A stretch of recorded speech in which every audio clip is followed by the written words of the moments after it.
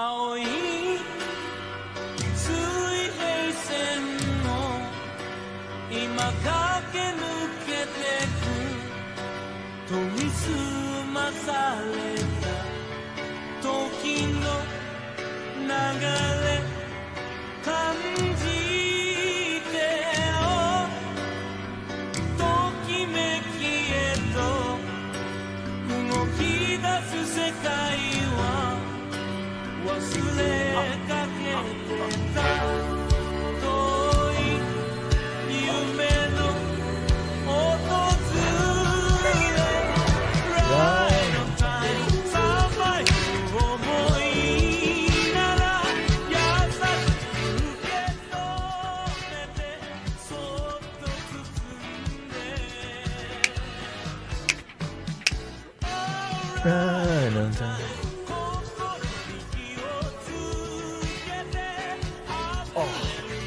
Anime opening. The regulars know.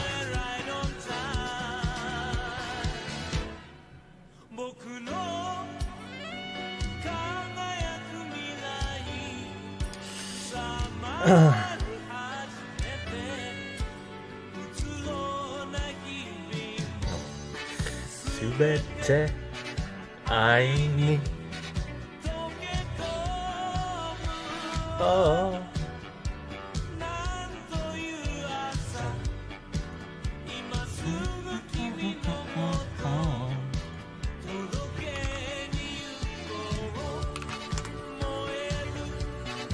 Kokoro.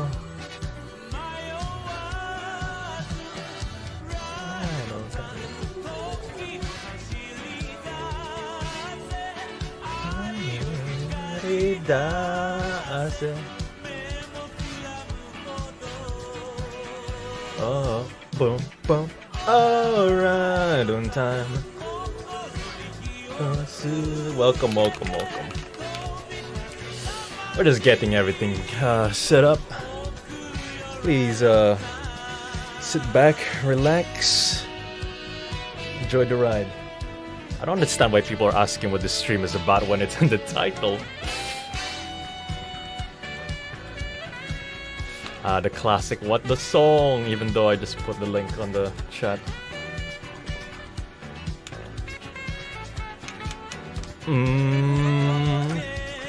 Yuko wa moeru kokoro.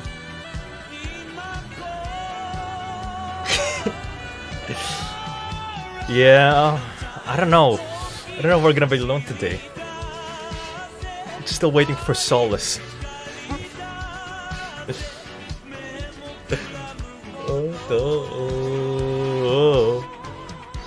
Alright, on time. What is this song? What is this stream about? I love those questions. What's your Elden Ring? Bro, we're not playing Elden Ring.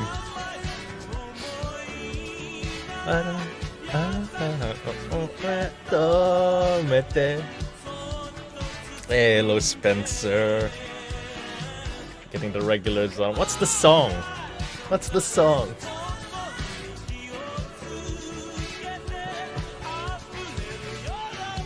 Bro, I could put the name of the song in the title and people still wouldn't know. Stay up through the night. No, don't stay up through the night, Sekiro. That's not healthy.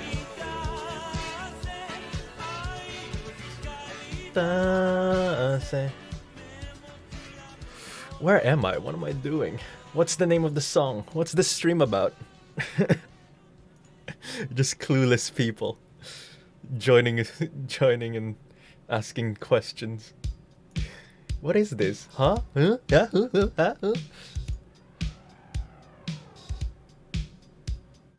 Dun, dun, dun, dun, dun, dun, dun, dun. Who am I? Who are you? What am I? What is life? Sorry, let me just get the things set up. Laugh at it whole stream now. What?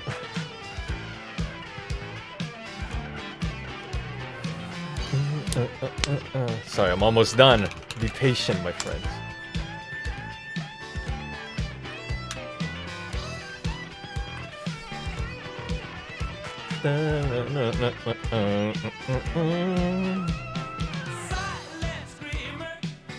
Why are we here?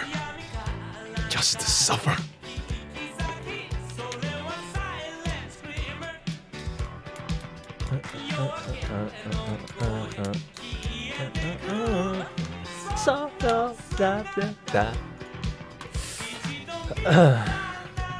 Can I dump a Russian reading guide here so I don't feel guilty leaving you without a Russian in chat?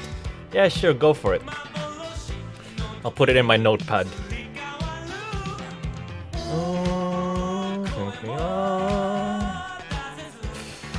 So we're just waiting for Solus Astorias to come on.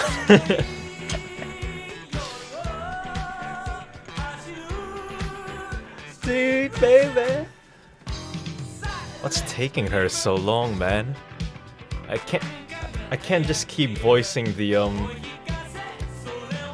can't keep voicing the female characters like this. I need her to voice the female characters for me.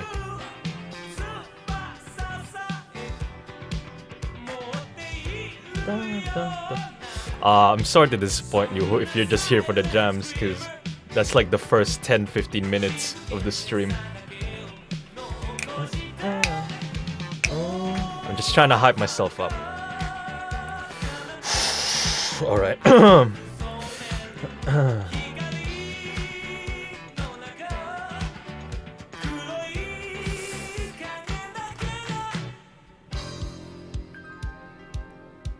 Sorry, it's just, you know.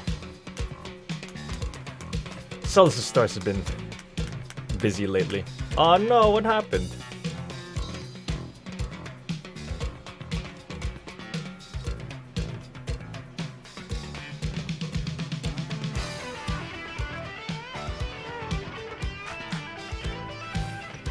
Alright, I'll put that on him.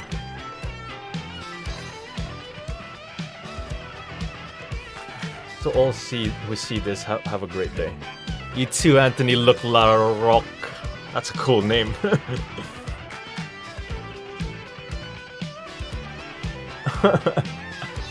This is the most optimistic spam.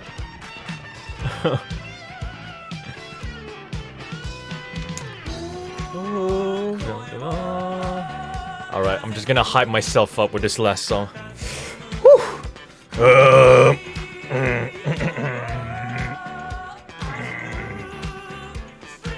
Meiji.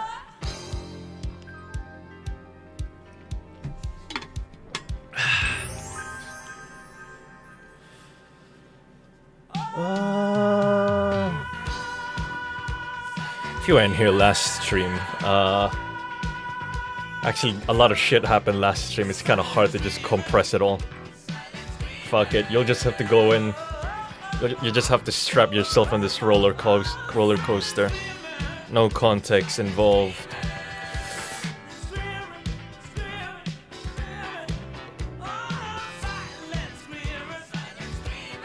Alright. I love you.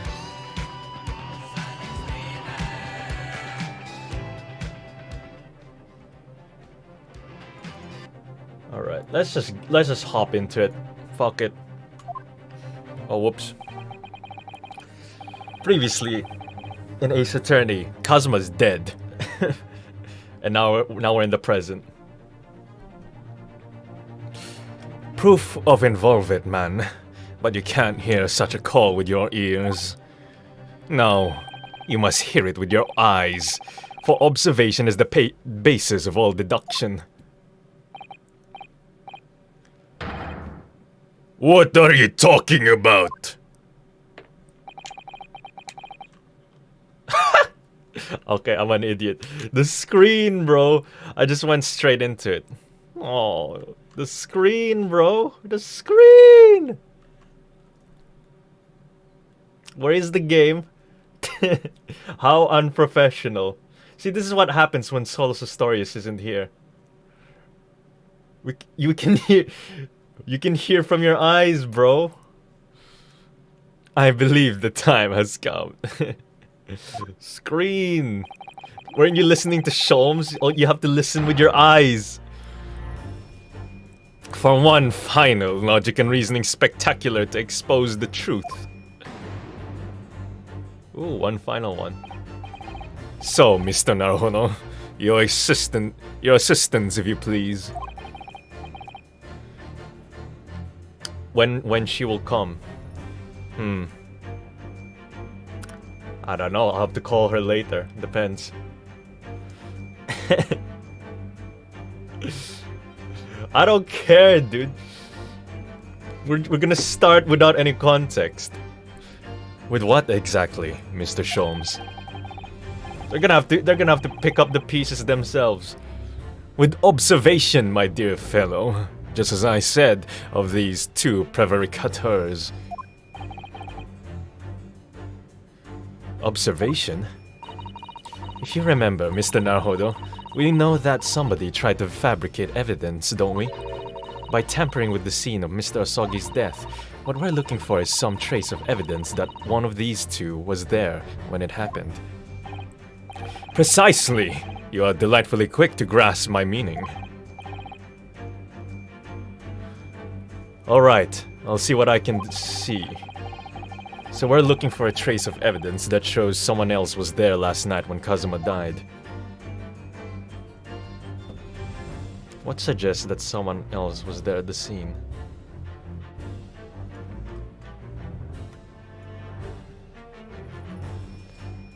What? What are we looking for?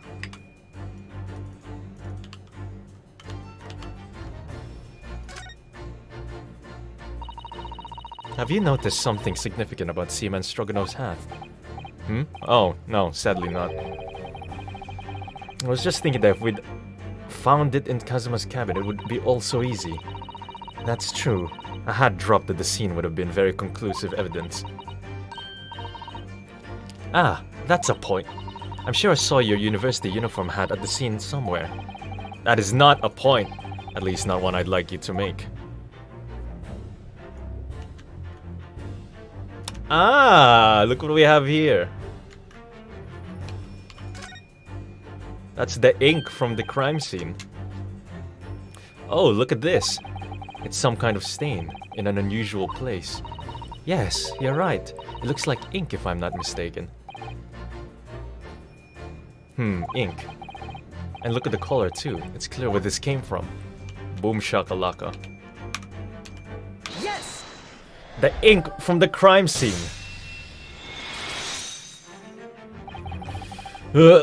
Seaman Stroganov. You seem to have quite a large purple stain on the back of your white uniform there.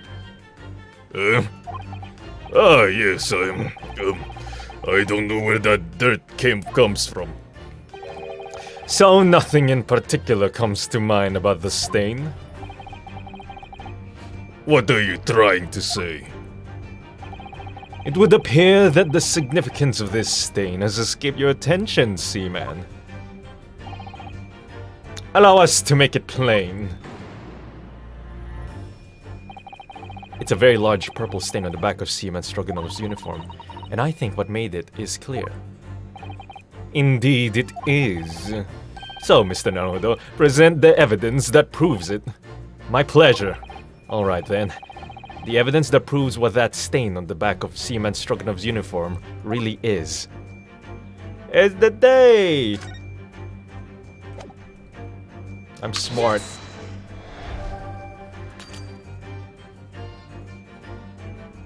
What? Oh no, I'm an idiot. No, it's the other one. Oh, I'm such an idiot. No, it's the other one.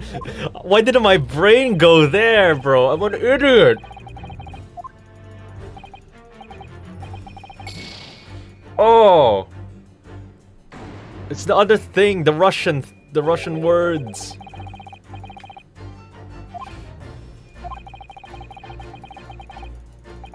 Alright. Okay, I get it. I'm an idiot, okay?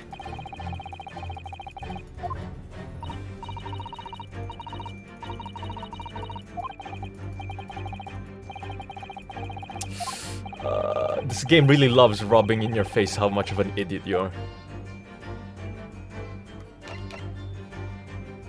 Yes! Yeah, Solus wouldn't make a stupid mistake like that. She really needs to come over here. Help me out. She's a smart girl. I love how I entered the stream and the first thing I see is a complete fail.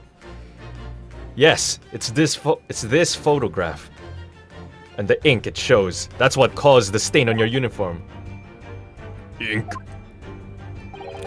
A rather unusual color of ink. Purple. Ah! Ah, the penny drops at last. Now you see the significance. The Russian word on the floor next to the victim's body was written in purple ink. And the stain on the back of your uniform is ink of exactly the same color.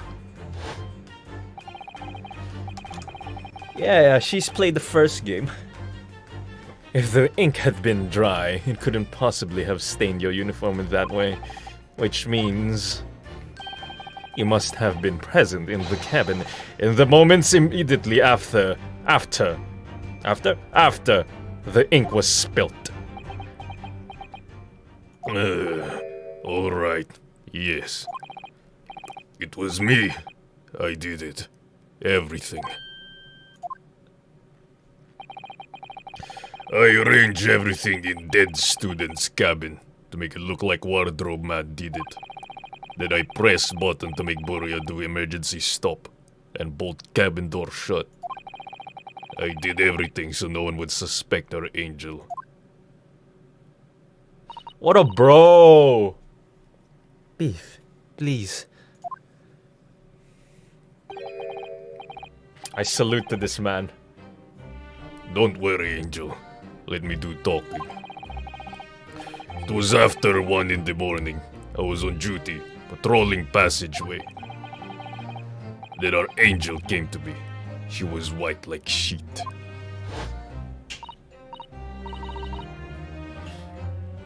I'm pretty sure the supermodel Solus Chan is with dirty old man NTR Uncle Sama. No! No, she's not. It's a platonic relationship. Biff, please, you must help me. I went with her. The door to cabin number 1 was open. When I looked inside, I saw student boy on floor. What happened here? Please, don't tell anyone. My little one, my little furry friend. Everything that happened in cabin is like Angel told you. It's not a bit! The kitten escaped through the ventilator and into Mr. Asogi's cabin.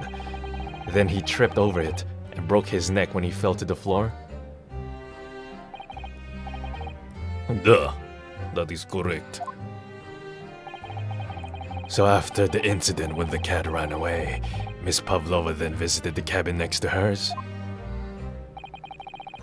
Only to find its occupant lying lifeless on the floor. She said she was worried when she heard sound of something falling on floor. That's when she went to look. No, Angel. How much voice you have? I have many voice. We've been doing this the past like 3 streams now. The door was not locked. So she opened to look, and you already know what happened after.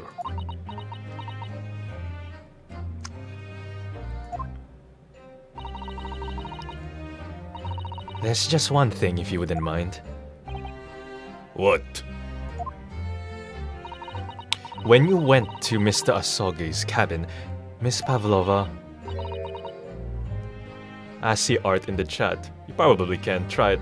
I mean, if you get banned by the bot, that's on you. So you can try. I don't know what the bot's gonna do. Was he already dead? Why? I already told you! When Nina opened door of student's cabin and looked, I was asking Miss Pavlova. Well, Miss Pavlova.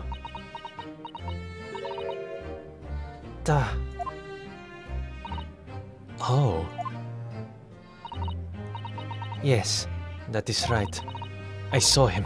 It was dark and he was wearing black, but he was on the floor, not moving. I was scared.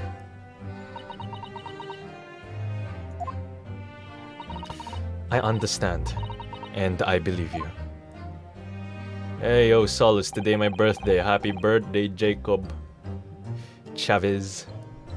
So is that finally it now? Oh, whoops.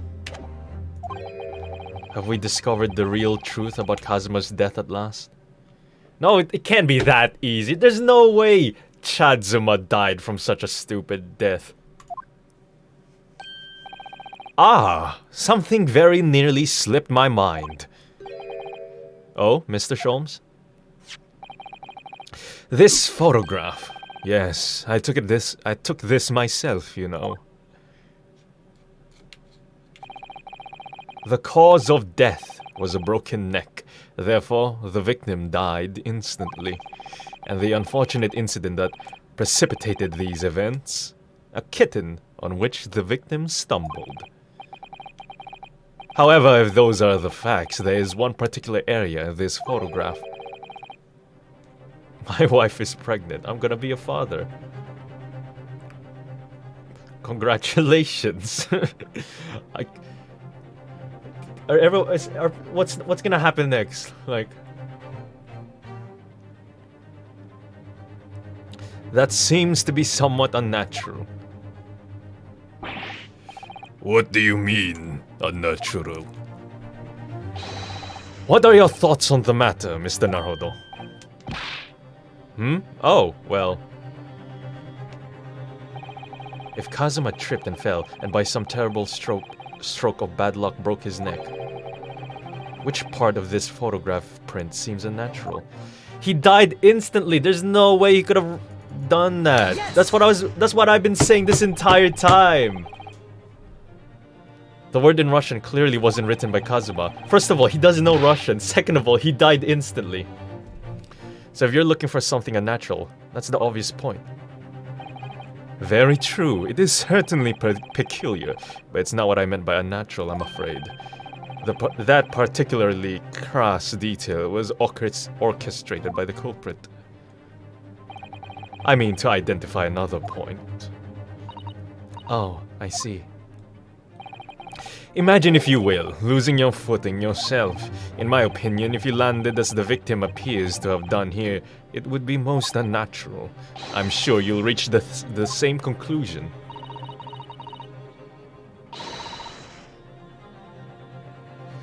How thoughtful of you. How thoughtful you are, Mr. Sholmes. Thank you for your gentle guidance. I got this. You don't need to help me. If Kazuma tripped and fell by some Wait, what?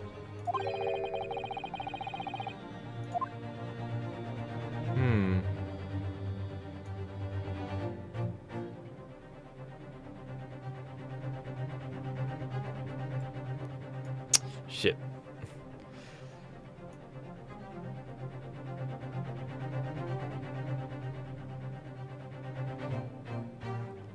Huh, the hands, right? That's what I thought.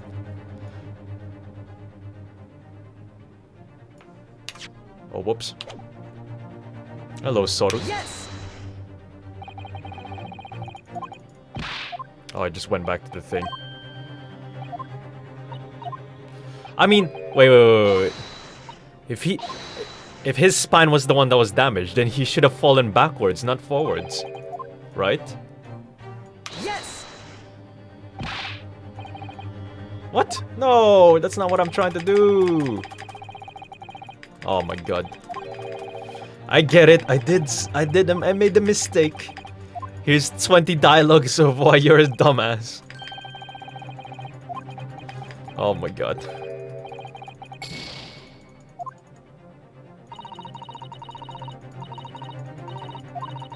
Unnatural.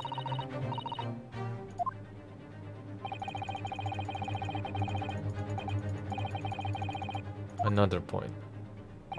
Wait. Give me another chance. Give me another chance, guys. I can't see anything else. What of your hands? Wait, what?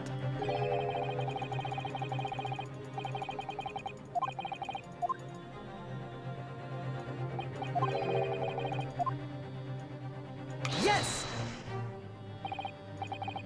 If he really fell due to an unfortunate accident, then this fist just doesn't seem quite right. I was right! It was the hands in the first time. Oh. The exact same thought occurred to me. In a fall, one's instinct is to open the palms flat. Yet here we see the victim with his left hand tightly balled into a fist, almost you might say, as though he were gripping something. What do you mean? Simply that I took the liberty of investigating the victim's fist a short while ago. You did? And what, pray, do you imagine I found there, my dear fellow? Mr. Sholmes, show us, please. Why, of course, my dear madam. Would I keep you in suspense? This is what I found. That's Nicolina's, earrings. Yes, you're right. A crescent moon. It's very pretty. But what does it tell us?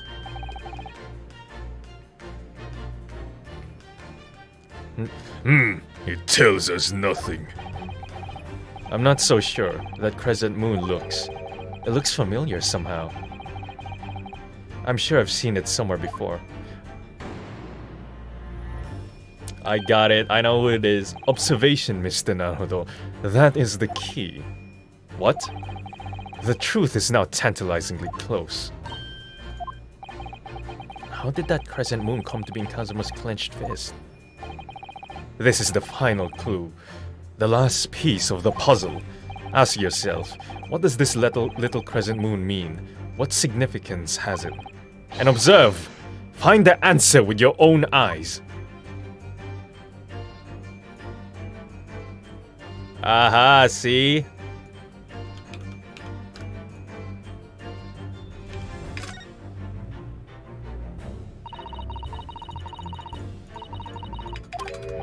Oh, what's that? That earring! There's something dangling down from her ear. Yes, that's an earring. Wait, look! It's a crescent moon. Ah!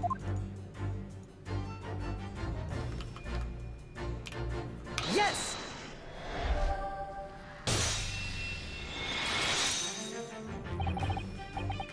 Miss Pavlova, on your ear there.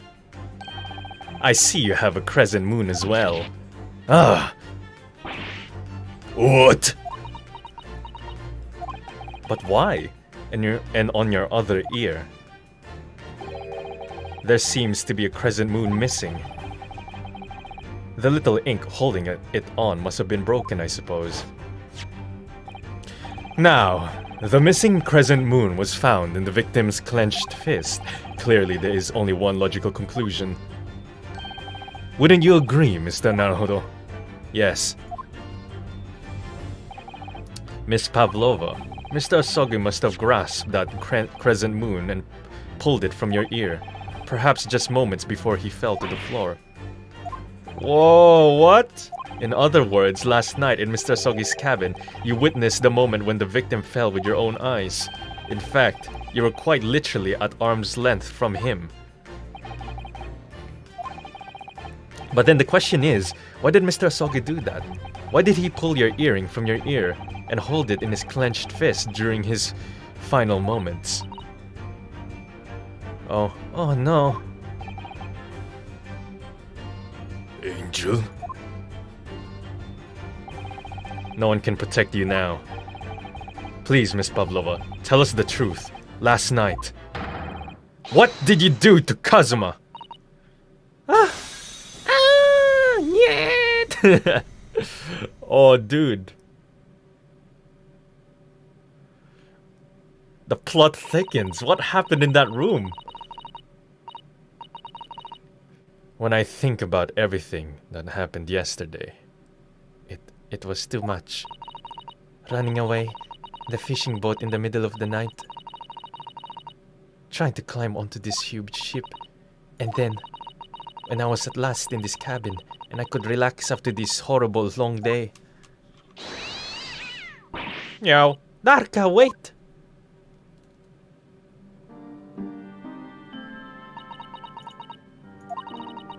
I couldn't believe it when she disappeared through the ventilator. I tried to call her with a little whistle. I tried waving her favorite toy, but nothing worked. Darka would not come back.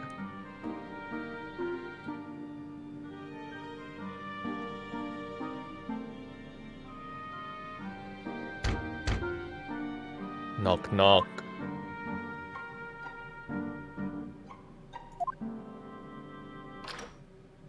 Clunk. I don't know who's talking. What are you doing here at this time of night, Inspector?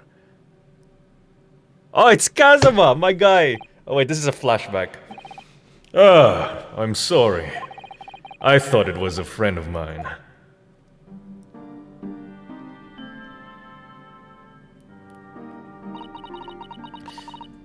The young man from your country. He was very polite and kind.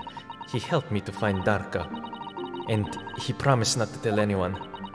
But then, when I had my friend in my arms again, and I was going to leave the man's cabin. Just a moment. Sorry, but... Oh, yes? I'm sure I know your face. I've seen you somewhere before. Ah, of course. You're Nikolina Pavlova, aren't you? The Russian ballerina. Huh? No, I don't know that name. My heart nearly stopped when he said that. He knew who I was. How could this man from a land in the faraway east know a Russian ballerina? Russia and Japan aren't that far. I'm sure he could have heard it. From Japan, anyway.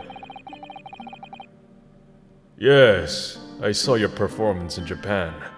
The beauty of the ballet made a deep impression on me. But what are you doing on this ship? I'm sure I read that your ballet company was performing in Shanghai at the moment. I can't fool him. So I murdered him. What? What happened? I have to tell him the truth and hope he doesn't tell anyone. I have no other choice. I see. So you've ran away. Please, please keep my secret. Don't tell anyone. Give me a moment. I could use another opinion here.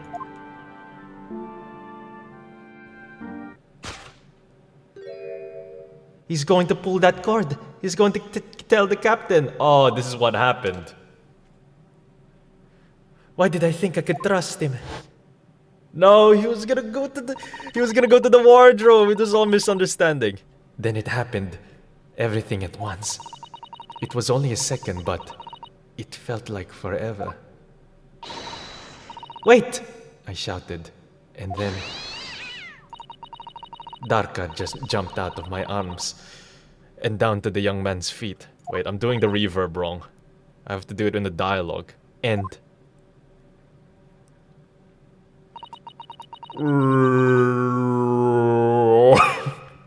as he turned around to look at me.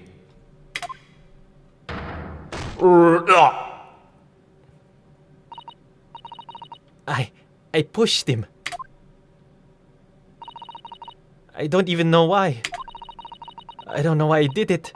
I was just so scared. And I had to stop him from telling anyone about me.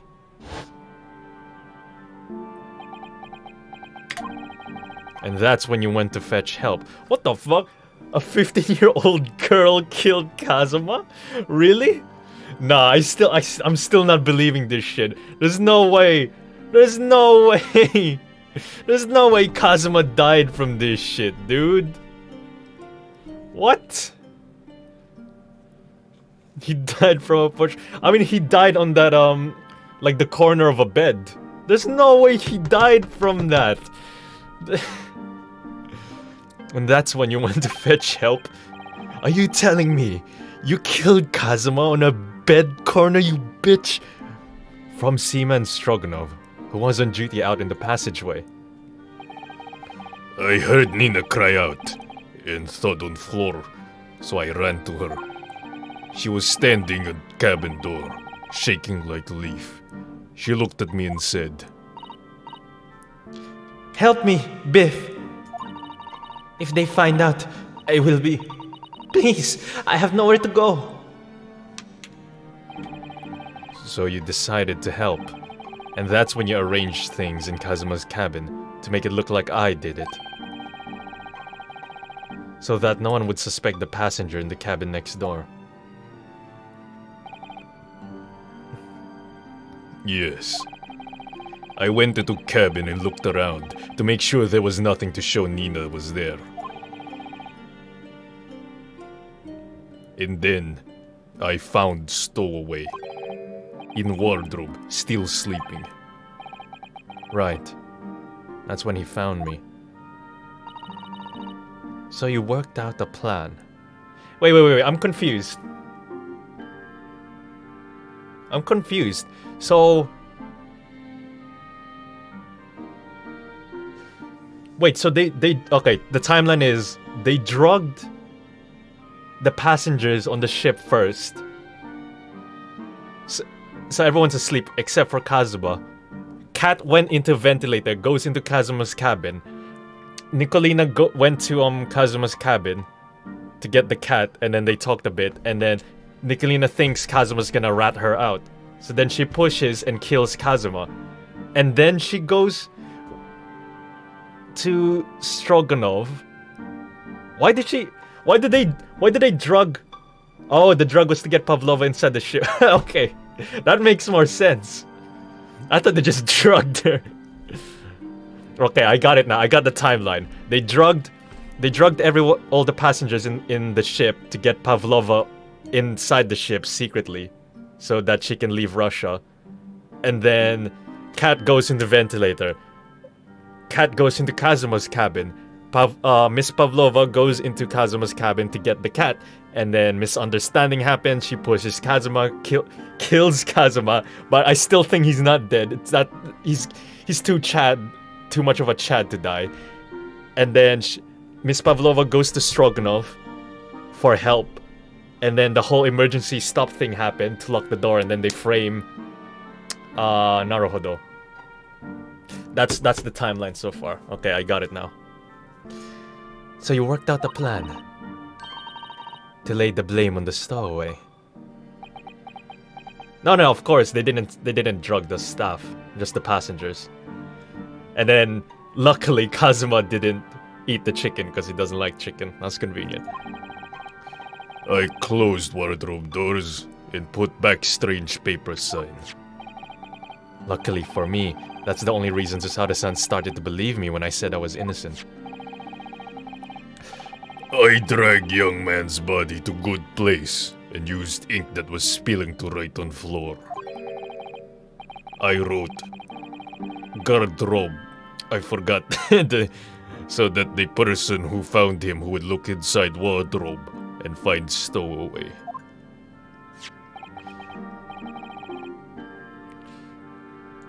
I refuse to believe Chadsuma died from this. No way! In the first Ace Attorney game, they killed what's that lady's name? The lady lawyer that Phoenix Wright had the thing for. Maya's big sister. What's her name? Felice starts with an F. And tell me, what of the glass bell? It was by my feet, so I picked it up. I see. If they did drug all the passengers, then Lena wouldn't even be able to get inside Kazuma's cabin. Unless they knew somebody wouldn't like chicken. Felipe. Does anyone know the... Mia! Oh, it's Mia! Mia Fea! I don't know why I said Felicia or whatever. Yeah, what the hell? At least her death was like, you know, important to the story and like drove the main character. I mean, it's still important to this story, but I feel like Kazuma's death in this episode was so anticlimactic. Come on, dude. He died from a 15-year-old girl that does ballet, and then he fell on the corner of a bed. Come on. I refuse to believe that. They faked his death. Hello, Torino. But it was dark in the cabin. I didn't notice the other half. Then Angel went back to her cabin, and I finished job. By pressing the emergency alarm button in the passageway. See ya, Linux. Yes.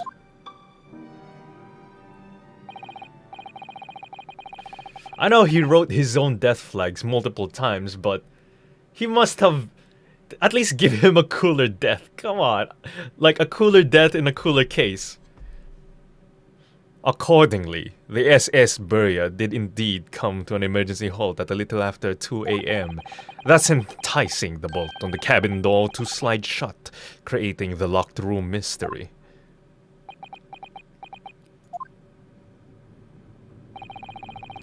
Then there's still one thing I don't understand, Miss Pavlova. What? Well, you said that you told Kazuma about the fact that you'd run away from your homeland, and it's because you were worried he was going to tell the captain that you pushed him. Isn't that right? Yeah, it's Ace Attorney tradition to kill the mentor / senpai in a stupid manner. Wait, okay.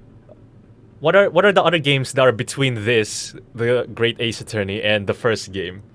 Like, were all the mentors and / senpais like killed as well? Like in the first or second cases? Like, come on. Yes. But even if he had pulled the bell cord and called for the captain of the ship, aren't you friends with every member of the crew? Why would that have been a problem? It was what he said first that made me scared. What he said first.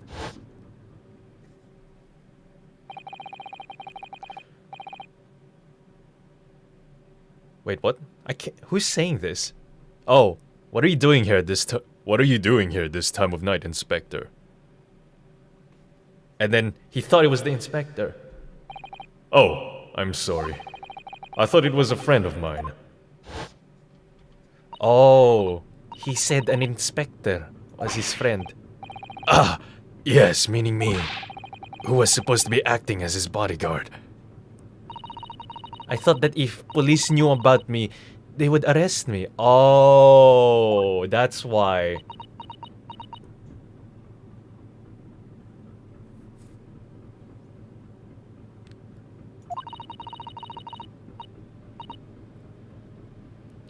So before he could pull the bell cord, May I stop you for a moment, please, Miss Pavlova?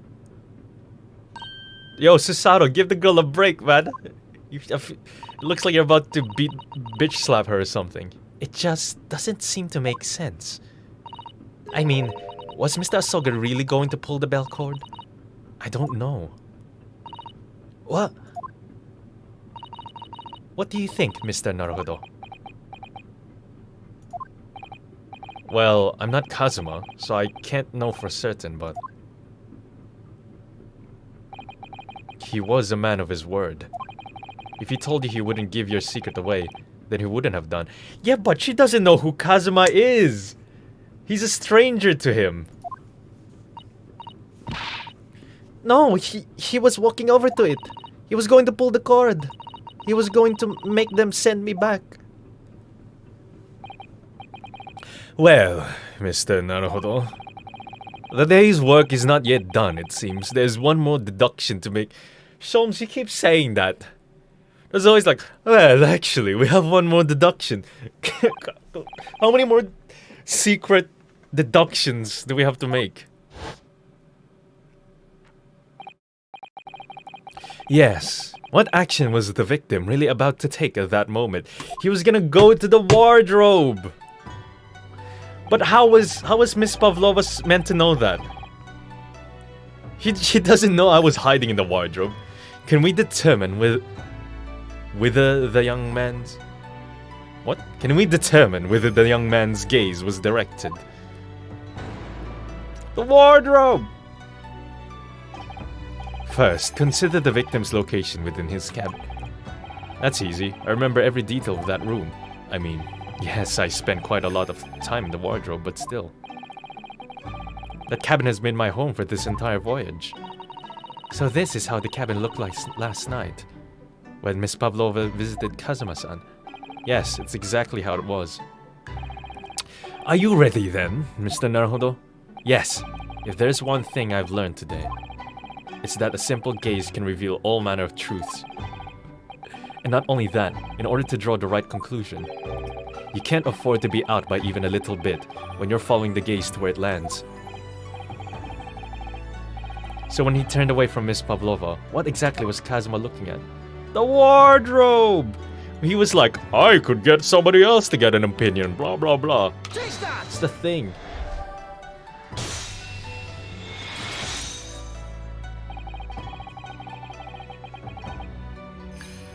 Considering everything that happened last night, certainly it may have looked like as though Kazuma was going to ring the bell cord. Is it you who makes the orc voiceovers? If yes, can you demonstrate? I think it really fit the music in the game you're playing. Not really. But yes, I do the orc voices. Yes, however. What is directly beside the bell cord? The wardrobe.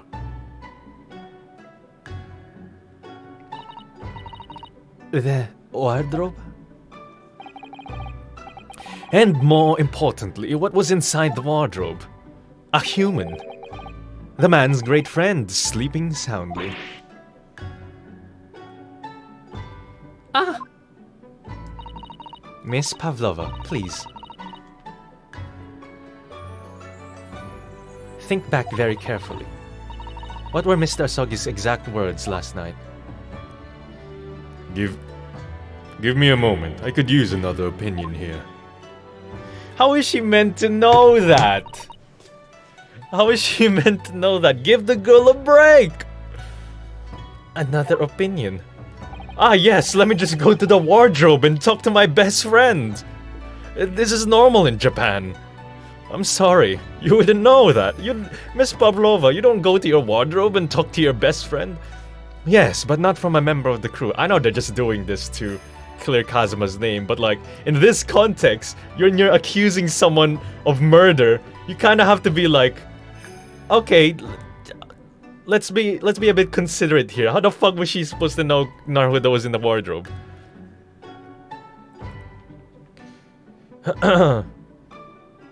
Yes, but not from a member of the crew. I'm not saying she didn't murder Kazuma. She totally murdered Kazuma. I'm just saying, just that wardrobe part. That doesn't make any sense to her. No. Mr. Asogi intended to consult his close friend in the matter. To see if, between them, they might be able to help in some way, no doubt. Oh no. Oh niet. Sadly, we can't know the truth for certain now. It's too late for that. But I wish you had made sure of what Mr. Asogi was looking at.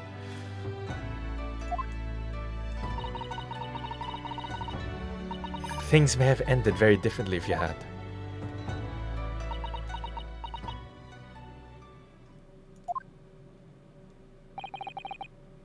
Miss Pavlova. want to thank you for finally Whoa. I want to thank you for finally admitting the truth. But unfortunately, you still murdered my best friend. You can't murder. The truth is, a man lost his life because of what you did, and that will never change. I hope you'll never forget that! Whoa, Ryu! I'm sorry. Really, I'm so sorry. What have I done? Jesus, Ryu. And so at long last, the mystery surrounding the tragic accident on the SS Buria was finally laid to rest.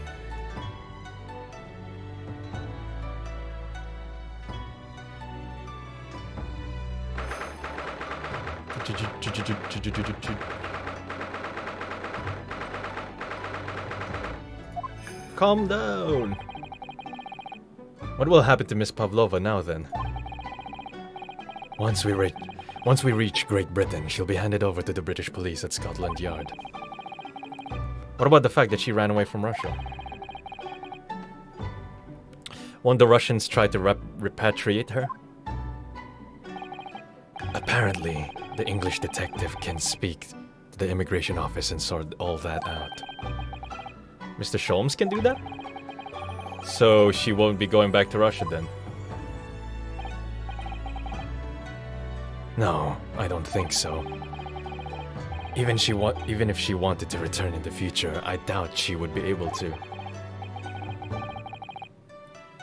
She ran away, so she's an exile for life. I see.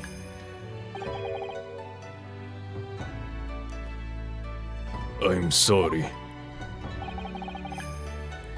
Seaman Stroganov.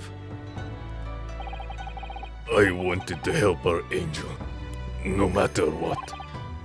But I didn't think about you, about how you lost good friend. I will go with Nina. I will go myself to British police. That's kind of you. In the meantime, thank you for letting me go free again. Kazuma's death feels like such a waste, but... well, do what you can for Miss Pavlova, won't you? Duh. Oh, Stroganov, my boy! Why not let Japan handle this matter? Maybe. See, sorry. The thing is, though, they're in international waters. How does the law... how do you do the law in international waters? Well, I'm afraid you need to pack now. We're due to arrive in Hong Kong tomorrow, as much as it pains me. I'm going to have to hand you over to the consul to arrange your passage back to Japan. Yes. I did stow away, after all. I couldn't really expect any different.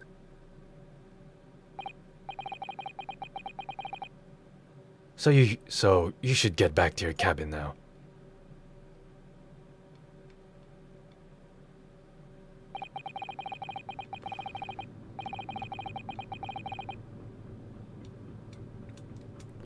It looks like my study tour to Great Britain is over before it's even begun then. Then again, well, it's a Russian ship, so would it be under Russian law if it's a Russian ship? Or since it's a Japanese citizen, then I don't know. I don't know law. Yet we're playing Ace Attorney. That's every player that plays Ace Attorney anyway. I don't know shit about law, but fuck, it's gonna be fun playing this game. It looks like my study tour. Oh.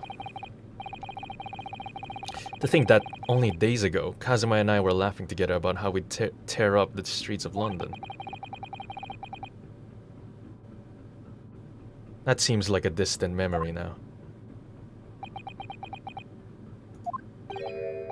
Oh, what's that? In international waters, it's often iffy, but the laws of the vessel's country usually apply.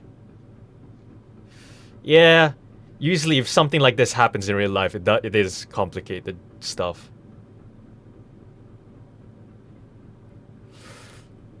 Yeah, that's what I thought. I thought it depends on the the nationality of the vessel.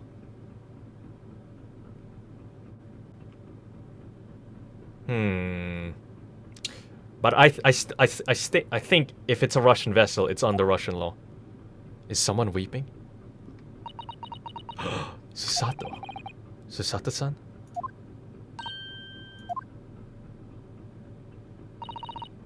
Naruhodo-san, I didn't know you had returned. Oh, I haven't been back long. Yeah, I'll start the new case. It's only been like nearly an hour. Inspector Hosonaga just told me I should pack. You know, ready to leave the ship tomorrow and all that.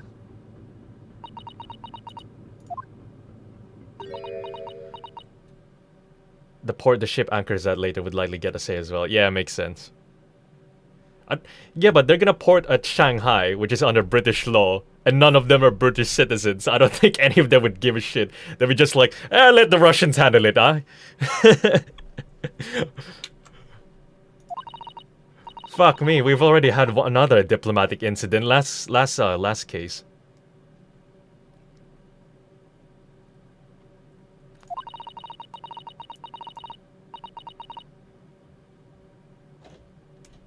I can't believe someone's life can be over just like that. Sato-san. Shanghai. I said Shanghai. What do you mean Shanghai?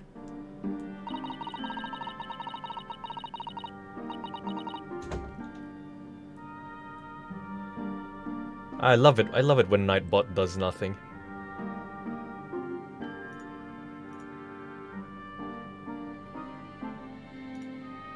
Let me just, whoop! Oh, God. I love absolute power. He had such grand ideas for this visit to Great Britain. So many dreams.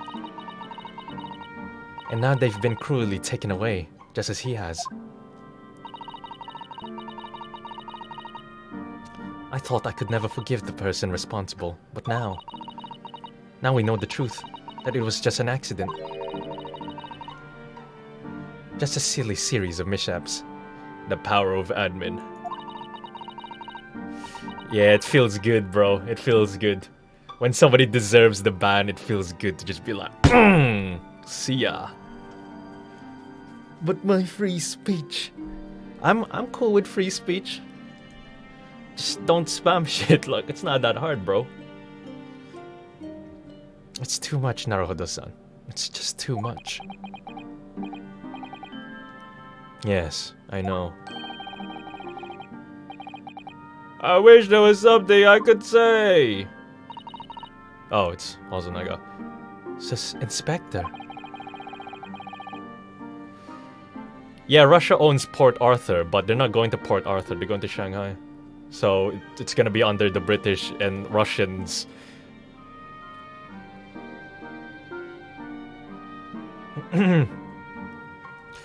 My duty was to see Asogi-san safely to Great Britain. But I failed, and caused his two closest friends great pain and suffering as a result.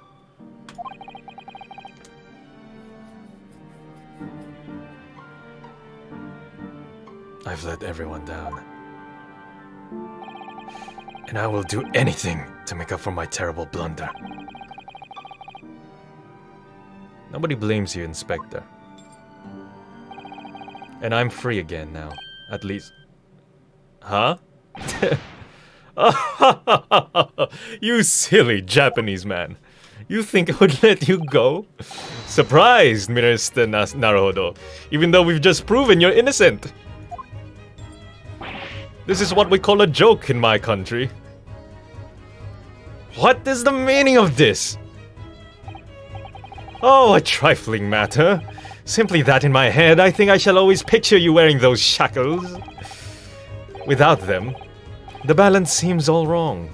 It's distracting. Sorry? So I decided to restore them, for old time's sake, shall we? Shall we say? You are a stowaway after all. Oh yeah, I guess he's still... I get... He's kinda right. Sholmes is insane, but he does speak the truth most of the time. He thinks this is funny? To be fair though, people talk shit about Sholmes, but the line between genius and insanity is very thin. That's all I'm gonna say. Mr. Sholmes. I think the people hating on Sholmes are just jealous of Sholmes. That might be controversial for those people, but somebody has to say it. We do appreciate all your assistance. I'd like to thank you from the bottom of my heart. Not at all, not at all. And though it's a little late, may I offer my sincere condolences. The loss of your companion is truly heartrending. See? My boy can be real at times. He can be real. I'm not calling anyone out specifically. I'm not like picking someone out. I just know that some people are like, man, Sholmes is stupid. I'm ride or die, Sholmes. I hope that you will fulfill some of his aspirations in his honor.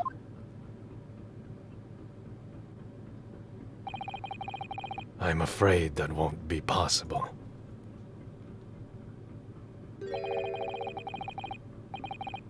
We shall be disembarking at the next port, in Hong Kong. We have to return to Japan and make a full report about everything that's happened.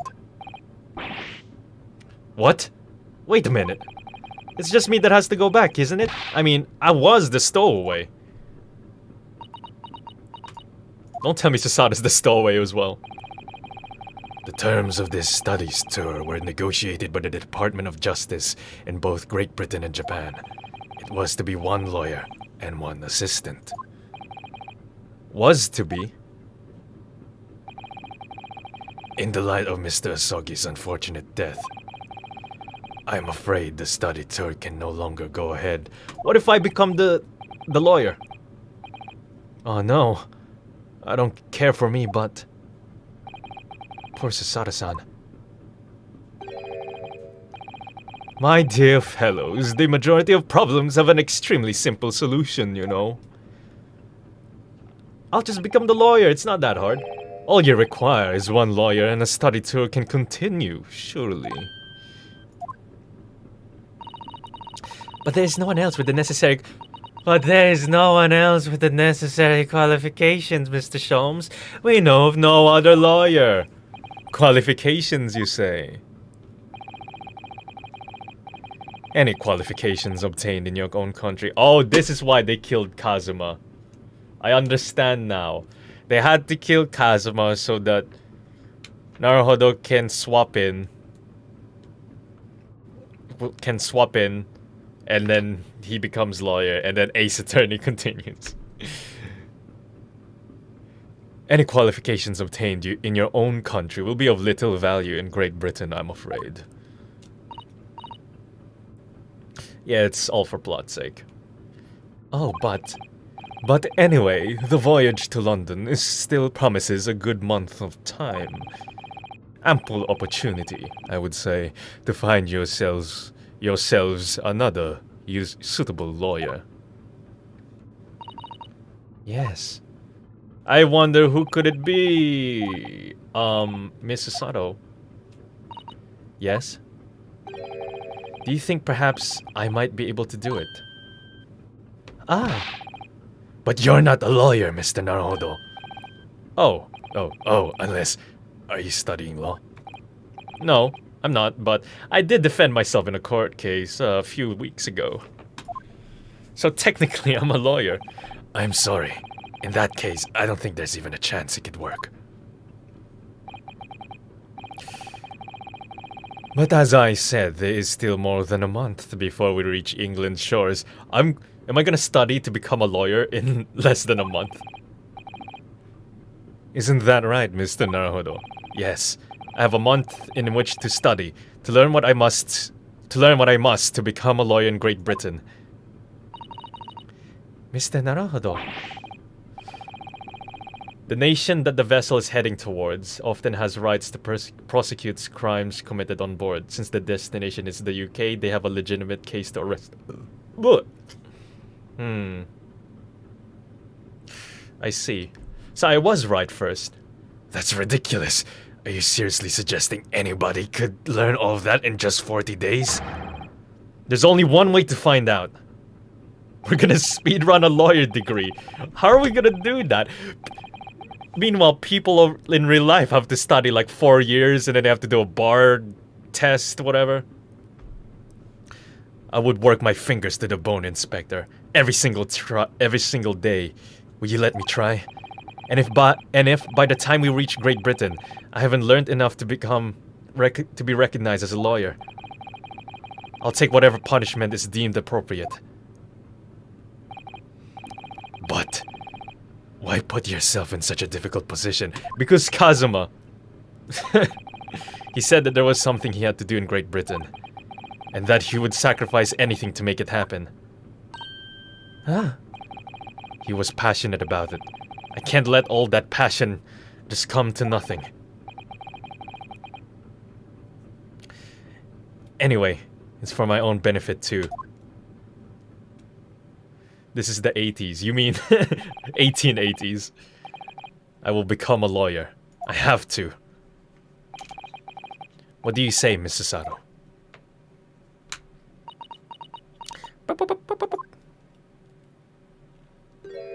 Ah, that's a nice smile she's got there. And I think it's a wonderful idea. Thank you. So, what does our bespectacled inspector friend say? Are you serious? One lawyer and one assistant. The numbers are indisputable. No, no, no! It's madness! Yet fascinating, wouldn't you agree? Fascinating. Duty and rules are the dull routine of existence that we all abhor. Give us interest. Give us fascination. Speak for yourself. Besides, qualifications are no measure of a man. Thank you. Calling out the university and college bullshit. What matters is his character, no? But I mean, if you are in university or college, you still kind of have to. For that piece of paper that says, I've done it. So that you can get a job. And you witnessed ample evidence of this man's exemplary character today with your own eyes. From the early hours of this morning until this very moment now. Thank you, Draugr. Despite contending with the passing of his close companion, and despite the accusation of guilt. See ya, Reaper. Oops.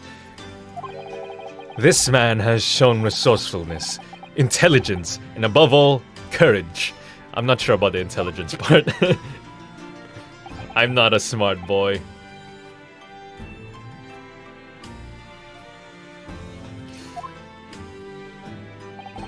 Very well. I'll think of a clever way to word my report to the Department of Justice. Inspector! After all, I did just make a promise, didn't I? I said that I'd do anything at all to make up for my shortcomings here. Oh, thank you, Inspector.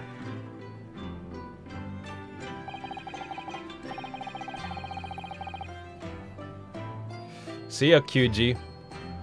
If you'll excuse me, I must pay a visit to the captain's quarters, I think.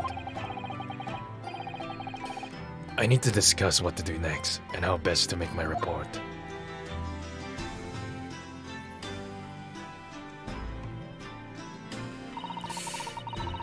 Are you really prepared to attempt this, Mr. Naruhodo? Yes, I'm going to try. I wonder, would you consider teaching me what I need to know? Everything about being a lawyer?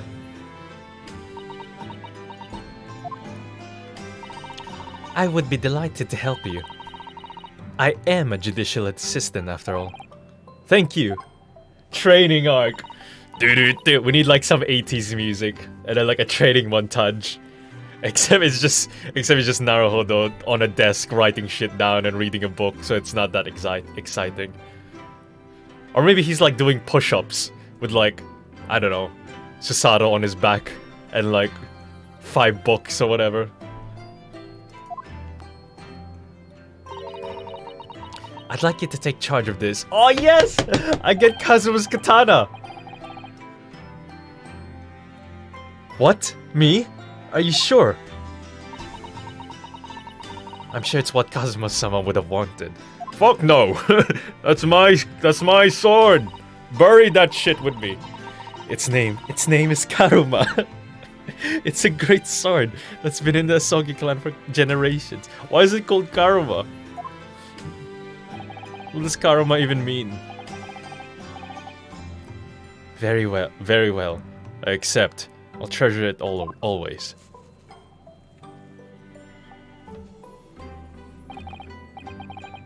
Sholmes did not kill Kazuma. Sholmes wasn't even in the cabin. How can you blame it on him? Did we not see Pavlova literally push Kazuma and kill him? It seems we'll be working together for some time to... Oh, it seems we'll be working together for some time to come yet. It's actually karma in English. Oh. What? Wait a minute. That doesn't make any sense. You're telling me a Japanese sword that's been passed down in the Asogi clan for generations has a English Japanese loan word for the name. Why? That doesn't make any sense. Oh, whatever. I shouldn't put any fucking logic in an Ace Attorney game. It will be an honor, Mr. Naruhodo.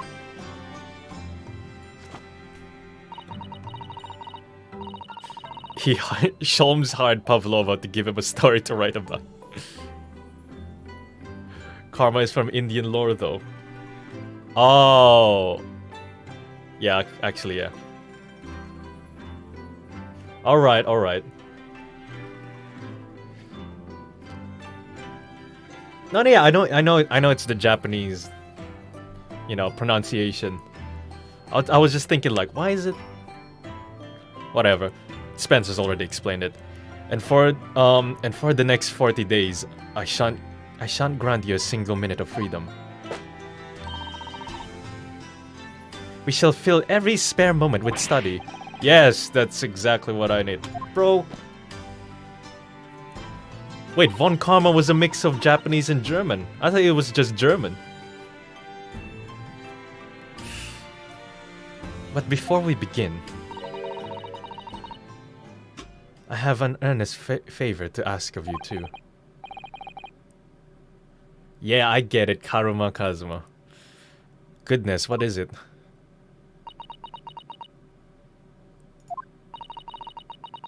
Please throw me to the ground. 3 times. Oh no. Of course. Let me guess. Naruhodo's not gonna say it because he's gonna be like, I wouldn't hurt a woman. That's ungentlemanlike. But my boy Kazuma from Konosuba would be like, oh, gladly. I'll fucking do it, bro. Come on, let's go. Gender equality, let's go. I should never have doubted you. You were Kazuma-sama's closest friend. Of course you would never have done anything to hurt him.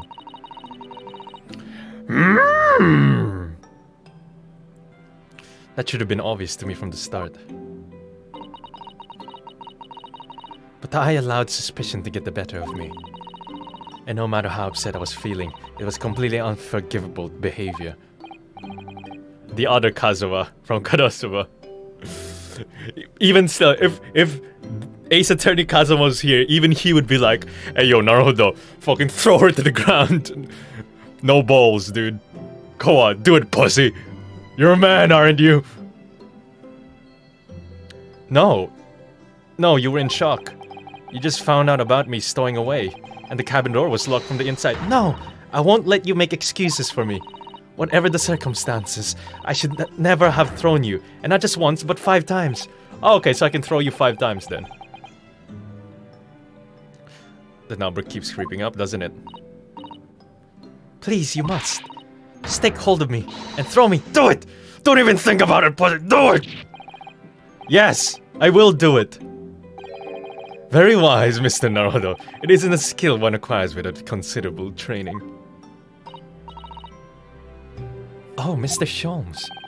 I observed your throwing technique several times with great interest. I confess, I was most impressed. When did he see that?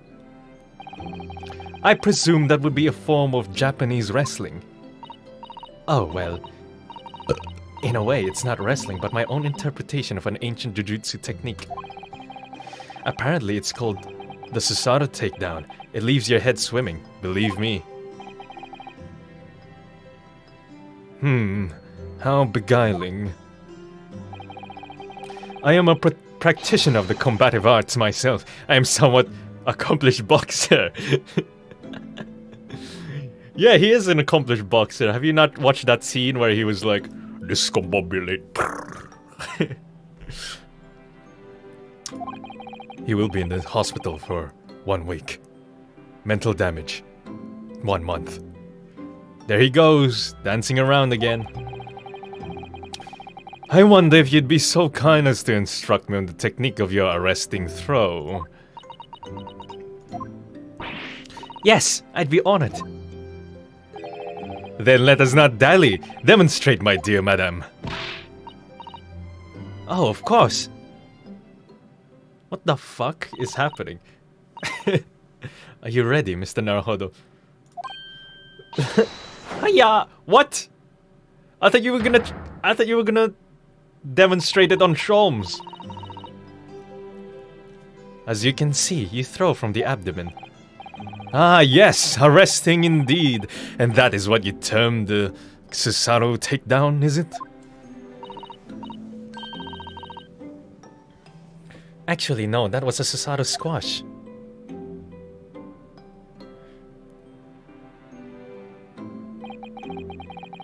Japanese Meiji era woman making me discombobulate. To be... When I made that title, I wasn't even thinking about, you know, clickbaiting or whatever. Like, it's too long. Like, you probably wouldn't even be able to see the entire thing. I just thought it was funny. A scene from an evening recently spent with Kazuma flickered into my mind.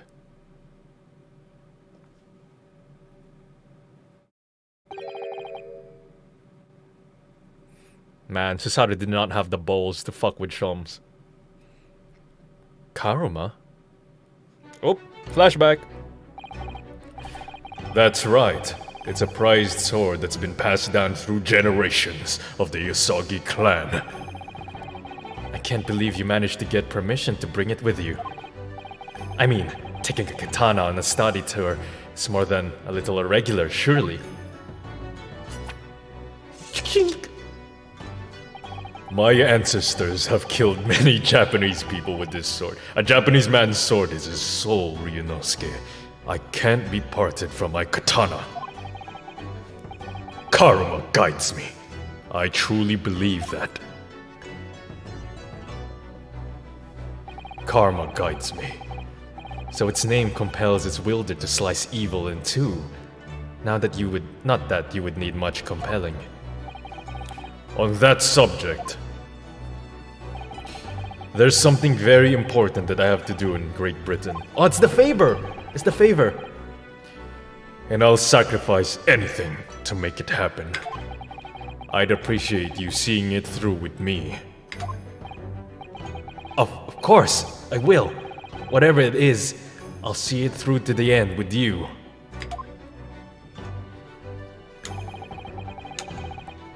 I knew you wouldn't let me down.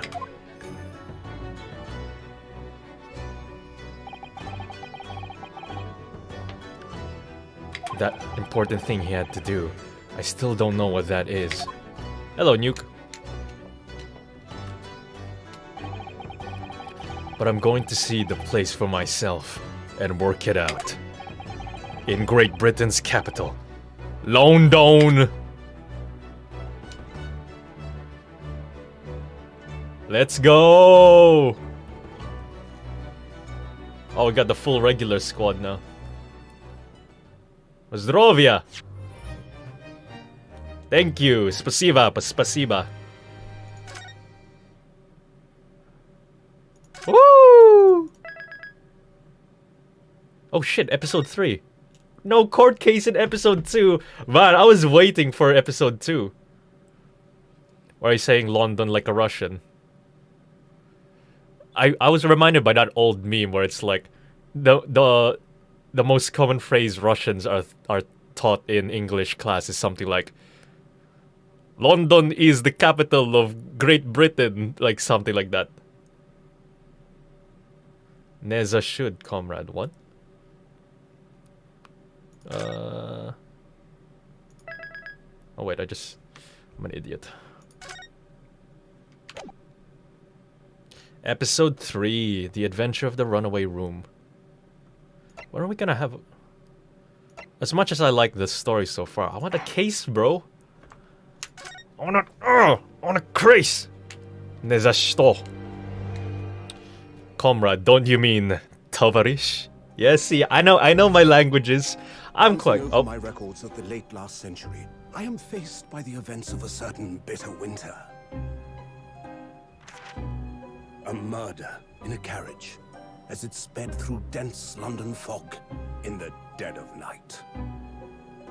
Though the victim and the perpetrator were the only ones inside, there were multiple witnesses to the crime itself. Oh, so this is what Sholmes sounds like. None could have imagined at the time that such a seemingly obvious case as this would end in such a horrendous manner. Really nailed the My friend, Sholmes voice. Mr. Herlock Sholmes, once said of the incident, I believe that perhaps that case was indeed the prelude. The beginning of a long concerto that impressive Japanese student and I were to play together. A group of crows is called a murder. Yep, I knew that one. Anime time. Amazing. Is this really just a railway station? Wow. I sound nothing like... Or not, I've never seen such an enormous building before. And look at all the steam locomotives. Is that Jotaro? This country is incredible.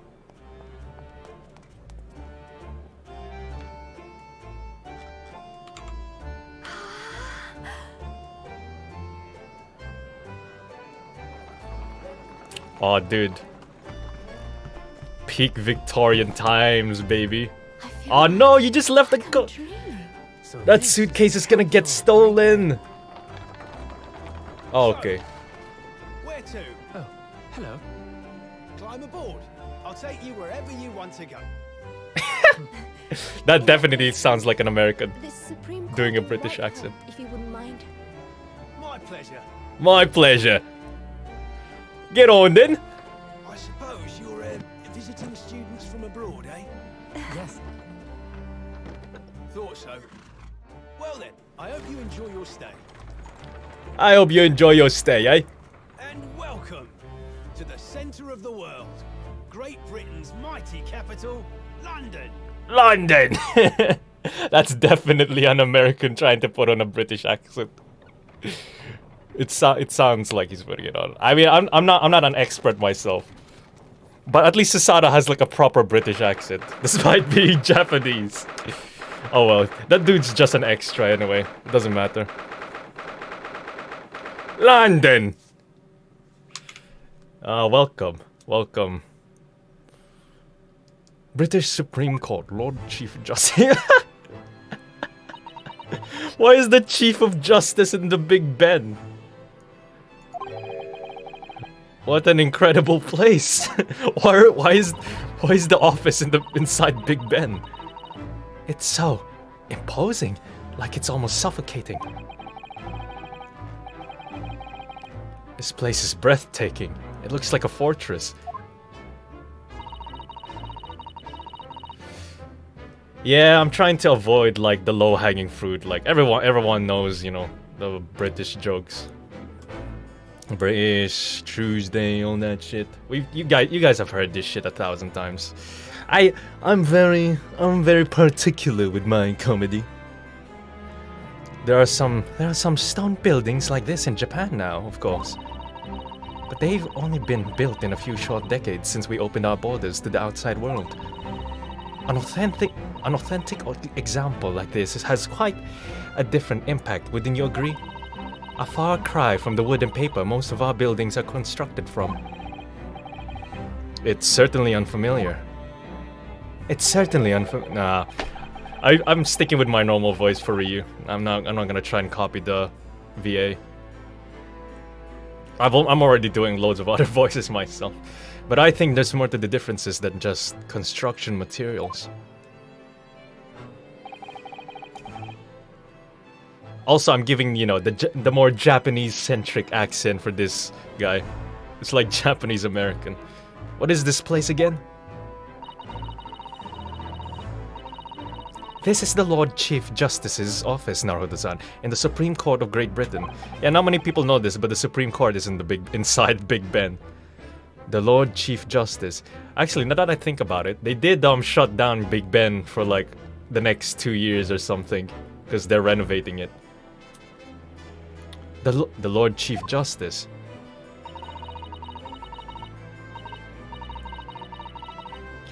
We had instructions to report here at this time if circumstances were different. We were supposed to let the Lord Chief Justice know that we had arrived from Japan. But Kazuma can't. No. So instead, we are here in a different capacity. As envoys to report the news of Kazuma-sama's death. Yes. And having delivered his or her message, an envoy's duty is done. So we'd have to return to Japan. If we want to remain here in Great Britain, I have to take Kazuma-sama's place as... Oh, I have to take Kazuma-sama's place. Kazuma's place as the law student selected for the study tour.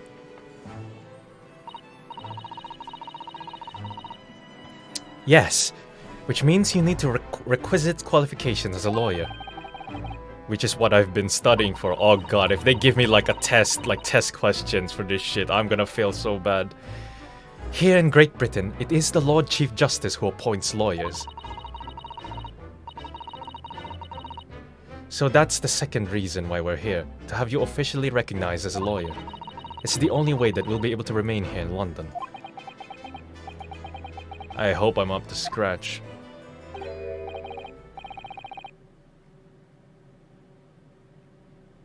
Good. Alright. Be prepared, because we don't... His accent might be horrendous. I suck at British accents, dude. I don't know what he sounds like. Oh, what a Chad! Alright. Alright. You guys, give me a break. Give me some time to like tweak this voice throughout. What a Chad. What the hell? This guy looks like a Fate character or something. Deepest voice. So, a deep British voice. Okay. Oh, I trust you aren't too exhausted after your long voyage from Japan. Wait. Deeper.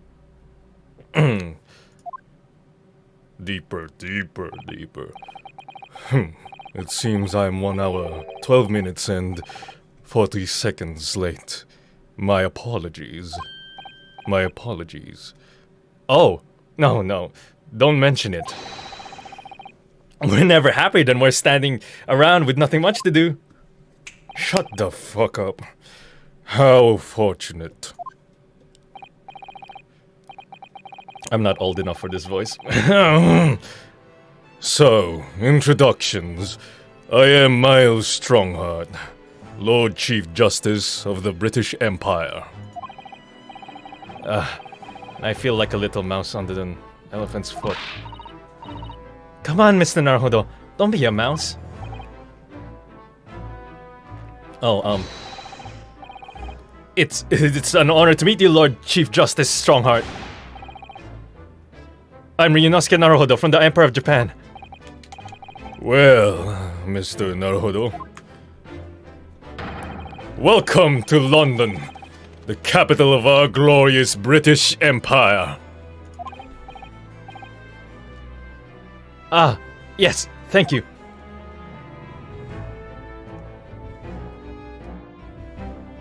What a chat. Oh my god. London. Oh, mail. Whoops. So, what are your impressions of our capital so far? How do you like London? Oh, help!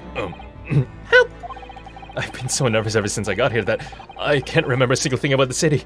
Oh god, he's so Chad. It's simply splendid, isn't it, Mr. Naruhodo? Oh?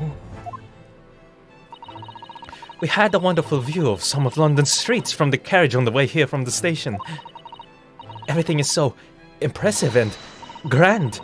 I must say, I'm almost lost for words. I'm glad to hear you like it. The city boasts tramways, piped water and gas, even cables supplying electricity. We spearhead every revolutionary new technology in the world. Every visitor to London is so astounded. Oh yes, astounded is the word.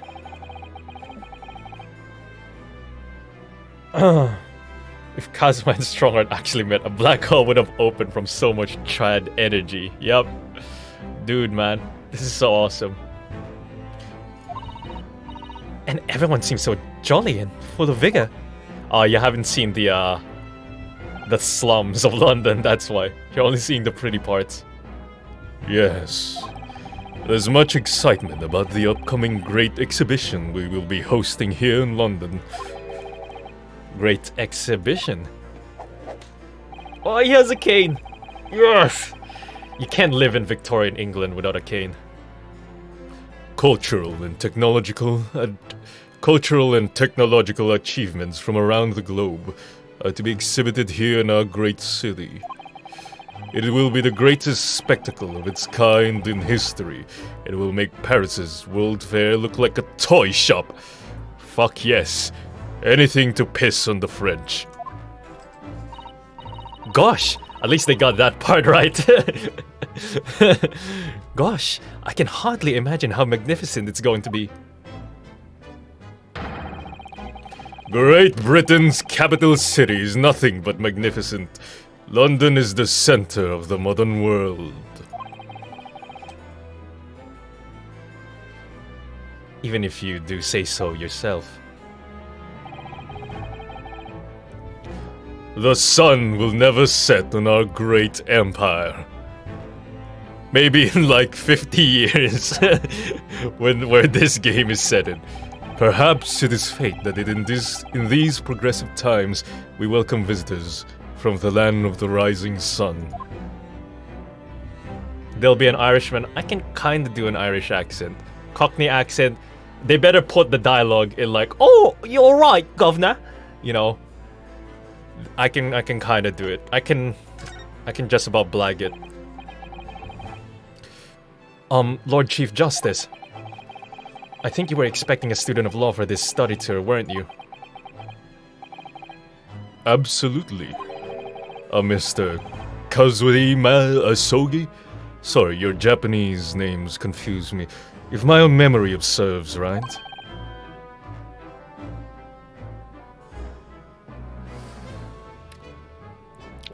Your voiceovers are certainly good. Here's a live voiceover. It's just a bomb. The only thing missing is a girl. Yep. I mean, Solus was supposed to come in today, but you know, she's busy with work. The British government has already been telegraphed a full report on the situation. I understand the young man lost his life aboard the steamship bound for our shores. That's amazing! The news reached him before we even arrived. Technology. My country naturally extends its deepest condolences to yours. Oh, thank you. And you honored this appointment specifically to inform me of the news? Yes. We are here in the capacity of envoys from Japan to report the sad news in person. They tell me you Japanese are people of protocol and courtesy, and I see that it's true. And it is with some regret that I must inform you that the death of the young lawyer means this study tour arrangement can no longer proceed. If you would just hear us out, Lord Strongheart. What do you have to say, madam? It's about the study tour. Mr. Naruhodo here would like to make a proposal. Would he now? Well, Mr. Naruhodo? This is it then. The moment of truth.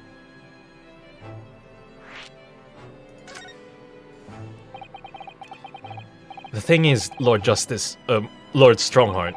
You can call me Lord Justice. I was wondering if perhaps you would consider allowing the study tour to go ahead. Don't misunderstand me. Britain would ideally like to see the tour go ahead. But without a lawyer from your country, there's nothing to be done. Well, in that case, what if there was someone else? Another lawyer from Japan, I mean. Is there something I don't know?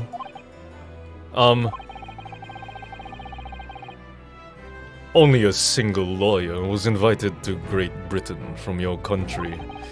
And that was Mr. Asogi. At least, that is what I've been led to understand. Well, the thing is, this really isn't going well at all. I just can't seem to find the right words to say to this man.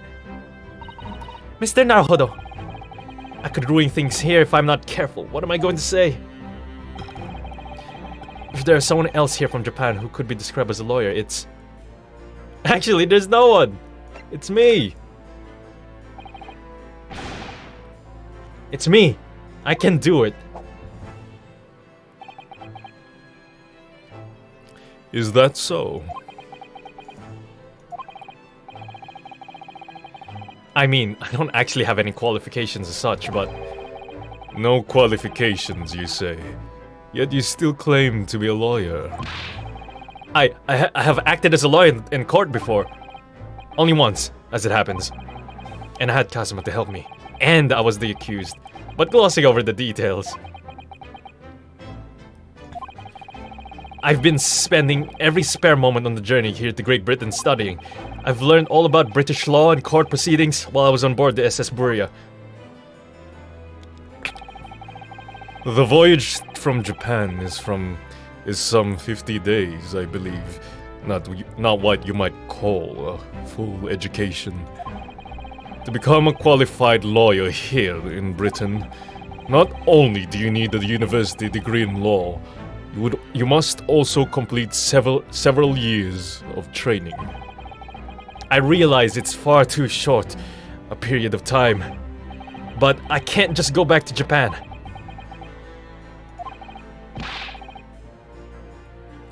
Kazuma, Mr. Asogi's journey had only just begun. Coming here on this study tour was all he thought about. I have to carry on and do everything he planned to do. I know it must sound like I have an overly inflated opinion of myself, but I would do anything to prove that I have what it takes. Any test you care to set me. Just one chance, that's all I'm asking for. Please! 31 seconds. Sorry? Your opening statement there, Mr. Naruhodo, it was 31 seconds long. Not too brief, not too protracted. A perfectly judged appeal, I would say. Which is a skill that would stand you in good stead as a lawyer. Oh, thanks. So you're willing to put those words to trial, are you? Well, I'm all for entertainment. Huh? But let me ask you one thing, sir. Yes? You say you intend to do everything Mr. Asogi planned to do. Are you firmly set on that path? Well, yes, that's my intention. I see. Am I imagining things? Or did his expression just alter a fraction there all of a sudden? Very well. You have your wish. I'll give you a chance. A test to become a specially certified lawyer. Whether you pass or fail is entirely down to you. Really? Here we go. So, what form will the test take exactly? Tell me, Mr. Naruto, would you consider the role of a lawyer to be? Well, defending people, of course. Well said. So, let's have you defend someone. Huh? Your timing is perfect. In fact, there's an apt trial about to begin later today. No advocate has been appointed for the defense as yet, so this will be welcome news. Today? Straight away. If you manage to secure a verdict of not guilty, you'll have passed my test. What could be simpler? How do I get myself into these situations? Well, could I ask, what sort of trial is it, Lord Strongheart? Yes, good question. Ah, I remember. It's a murder trial. A murder? Why are we surprised? We've seen 2 people die so far in the past few weeks. An extremely simple case, I understand. You really can't lose. That's easy to say. But I should mention, just in case, if the defendant is found guilty, he will of course be sentenced to capital punishment. Capital punishment? He'll be put to death. Here in Great Britain, murderers are sent to the gallows without exception. Presumably you read that much in your short sea-based introduction to British law. We can't possibly agree to such a test. We would be toying with a man's life. I am the Lord Chief Justice, and I've decided it's acceptable. But you can't do that, can you? Why are they surprised? They live in Japan. Capital punishment has been a thing in feudal times, I'm pretty sure. There's no need to overcomplicate this. All you have to do is ensure that you don't lose. So the defendant may live or die, depending on how well I perform in court? If I lose, he'll be hanged. Mr. Naruhodo, you've come to me claiming to be a lawyer. If you want me to take you seriously, you need to prove you're willing to do a lawyer's job. And you say you intend to see through the will of your compatriot, Mr. Sogi. Yeah, thank you, Felix. That's what I was thinking. Why is Ryu and Susato so surprised? They're like, "Oh, capital punishment. How could you do that?" I'm pretty sure even before Meiji, that's been a thing. Whatever. I would like to understand just how far you're willing to go in order to make that happen. He's testing my resolve. What's the matter? You've fallen silent?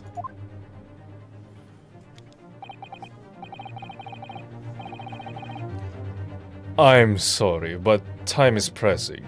The trial begins shortly. I need an answer from you now. What's it to be? What do I say?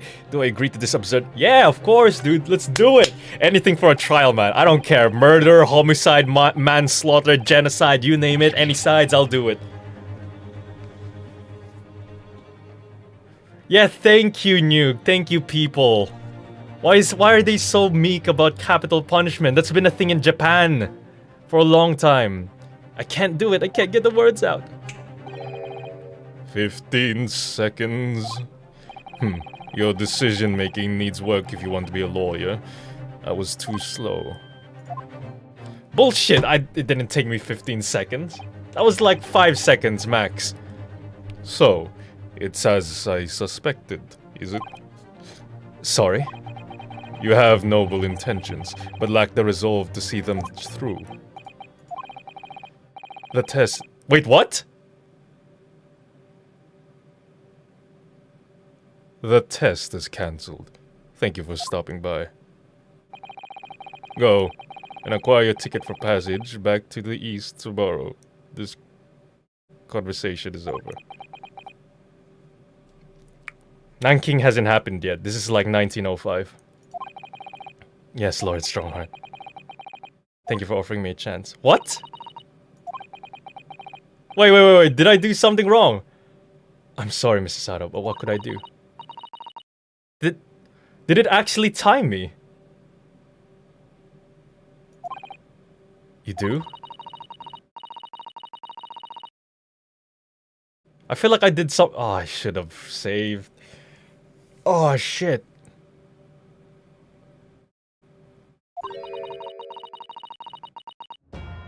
Oh! Okay, oh, thank God. That scared the shit out of me. I thought I did something wrong. I was about to reload the last save.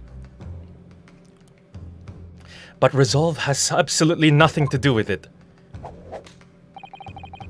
What are you trying to say, madam?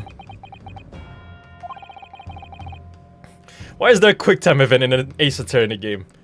I think what Mrs. Sato means is that no matter how badly I like to be recognized as a lawyer and stay here in Great Britain, to risk another man's life by treating his one and only chance at the trial so trivially would be utterly unforgivable, and I feel exactly the same way. Why are you guys so against capital punishment? You live in Japan! I'm sure the defendant won't see this trial as a test, as some kind of experiment. Who gives a shit? Just do it! Oh my god. A lawyer may fight for his clients in court day after day, but for each one of those clients, the particular day they stand in the dark, maybe the lowly okay, whatever. Bro, I'm with Strongheart on this one. I'm gonna be honest. No, I was wrong. I'm not qualified to do that job yet. I'm sorry for wasting your precious time, Lord Chief Justice. Wait, Mr. Naruhodo. Oh, was there something else? What's this back and forth shit, man? Can't we just do the trial? I don't give a shit about morality or whatever, dude. That's the point of a lawyer anyway. You're supposed to be you're gonna be doing murder trials in the future anyway. So why does Ryu have a stick up his ass?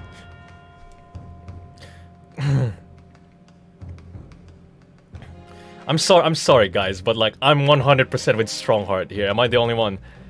It's approximately 20 minutes by carriage to the Old Bailey from here.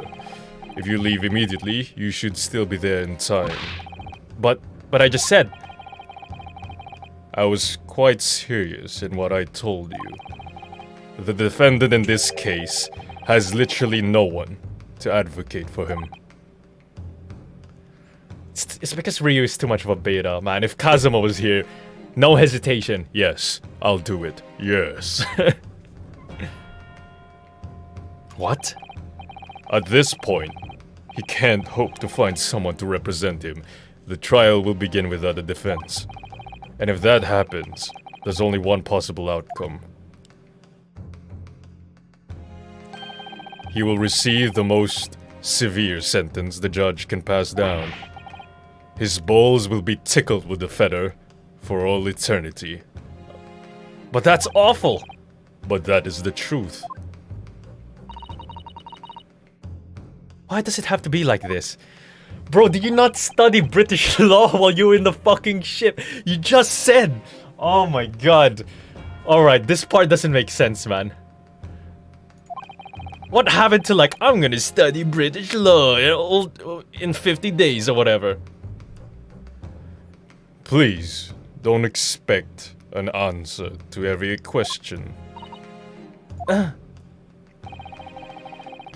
The cold, hard truth of the matter is that there's only one person now with a chance to save this man from a very miserable end. And that is you. This game's for 15-year-olds. No, it's not. There's murder in this shit. I'm really his only hope.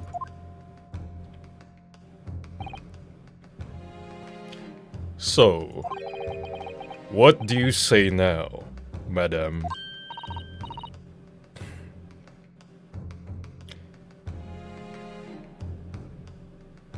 Nah. Come on, dude. When I was a young kid back in my day, the games didn't hold my hand and teach me morality and themes. Me? What do you mean, Lord Strongheart? You said it wasn't an easy decision to choose whether to defend a man in these circumstances, and I agree. Okay, I get it, guys. But in my estimation, it is purely and simply a matter of resolve. Oh. Our time is up here. I have a meeting to attend. I must leave in 2 minutes and 16 seconds. So, venture into our great city and enjoy ourselves. Yourselves, not ourselves.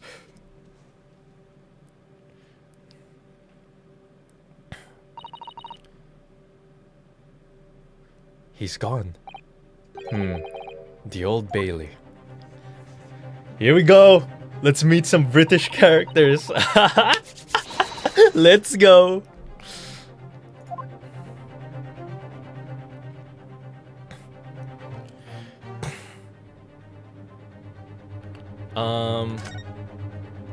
What do? Who needs morality?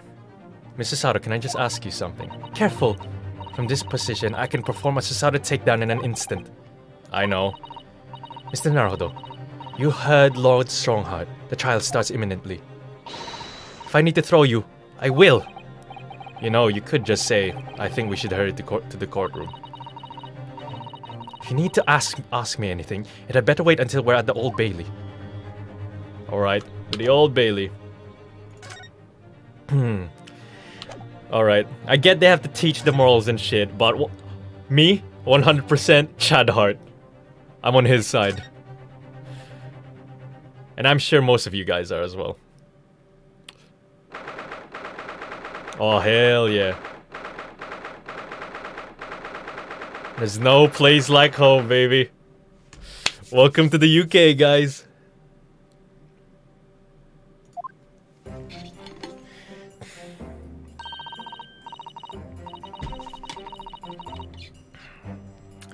Oh, thank goodness. We're in time. There's still 15 minutes until the trial begins. I never knew a horse-drawn carriage could go so fast. I thought my teeth were going to rattle loose. Did you hear what I said to the driver when we climbed aboard? Get us to our destination in 5 minutes, driver, and there's a guinea in it for you.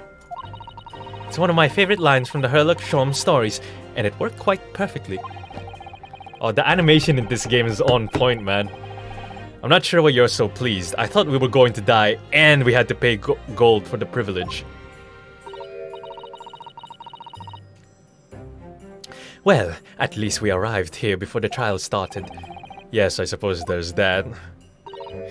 Anyway, I don't understand it.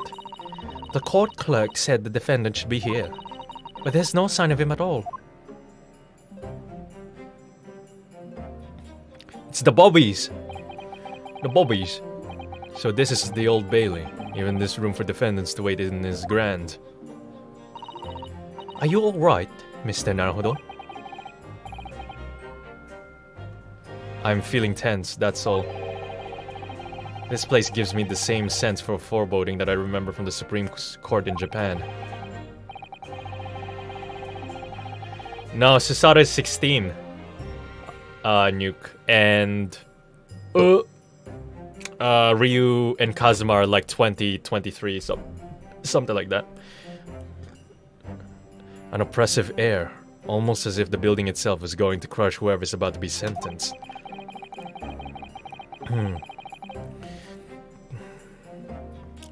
It feels like only yesterday that I was the one about to be crushed.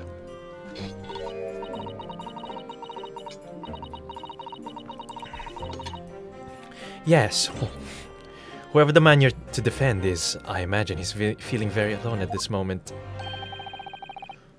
Oh yes! I can already tell this dude's Irish. Top of the morning to you, madam. Sir? Holy shit. What is this fucking... Alice in Wonderland Mad Hatter guy doing? What are yous doing following me here? Things are fair desperate, are they? Sorry? Would you look at those expressionless faces? From the east, are yous? We're from Japan, yes, but I have an American accent just to make it easier on the voice actor voicing me. Ah! Japan, is it? Right, say no more. So, how much do yous need? No, we're just here because... No need to explain, fella. I've been there myself, so I have. No place to go, nothing to eat, barely a penny to your name. And all while in a strange faraway land. Well, actually, we haven't found a place to stay yet, no. 'Tis grand, 'tis grand. Let me start by giving yous 1,000 guineas. Say nothing now. 1,000 guineas? Irish Willy Wonka. I see him more of a Irish Mad Hatter. I guess Willy Wonka works as well. Please, Mrs. Sato, you don't have to shout. But 1,000 guineas is enough to build an entire mansion in the most prestigious area of Tokyo. What? 'Tis nothing to me at all. I like to ensure I have sufficient funds to weather a rainy day, you see. I've enough wealth to buy the city of London two or three times over. Could that much rain even fall in one day? Well, even so, we couldn't possibly accept such a large sum of money. That hit me in the eye.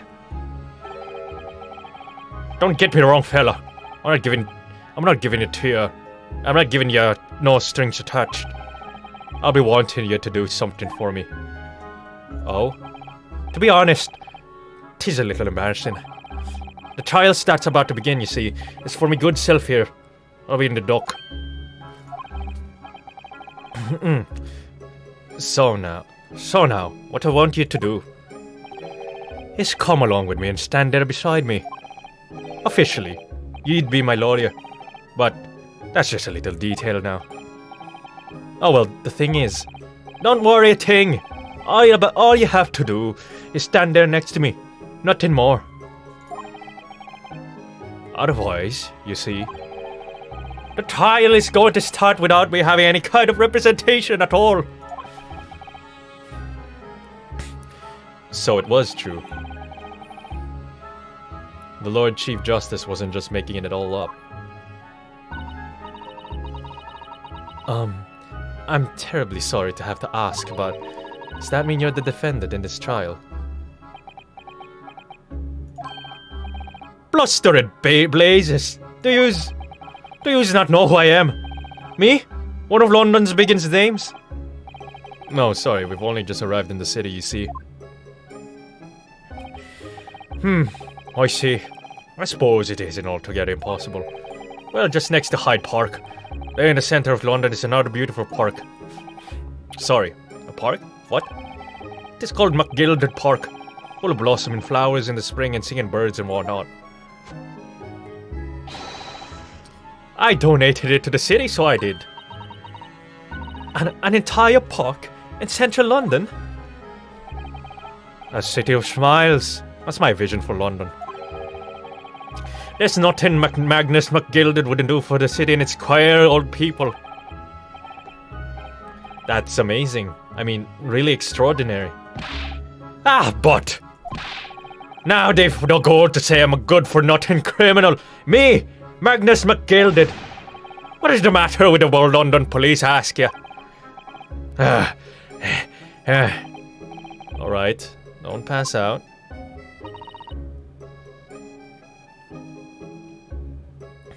Mr. Naruhodo. Perhaps now would be a good time to introduce ourselves while the gentleman catches his breath. Good idea.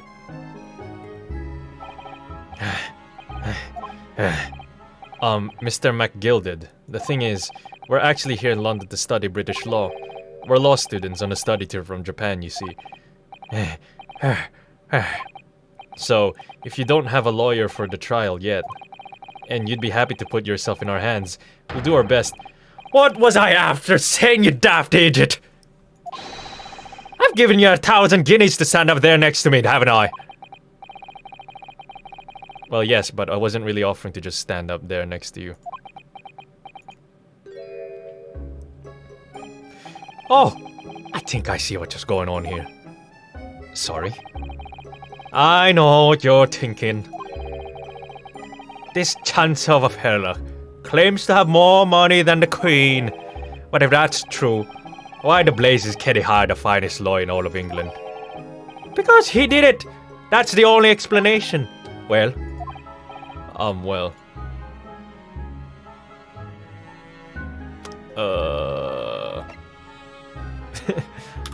That's not what I was thinking.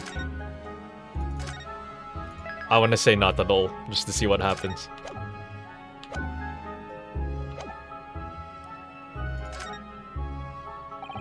Not at all. Although, it is a little strange, to be honest. Why you don't have a lawyer, I mean? That would be the fault of the Reaper. Sorry, did he just say Reaper? Aye, the Grim Reaper of the Bailey. Lord Baruch Van Zix. He's the prosecutor. Oh, I've heard some Chad things about this prosecutor. I'm hyped. The prosecutor is the Grim Reaper?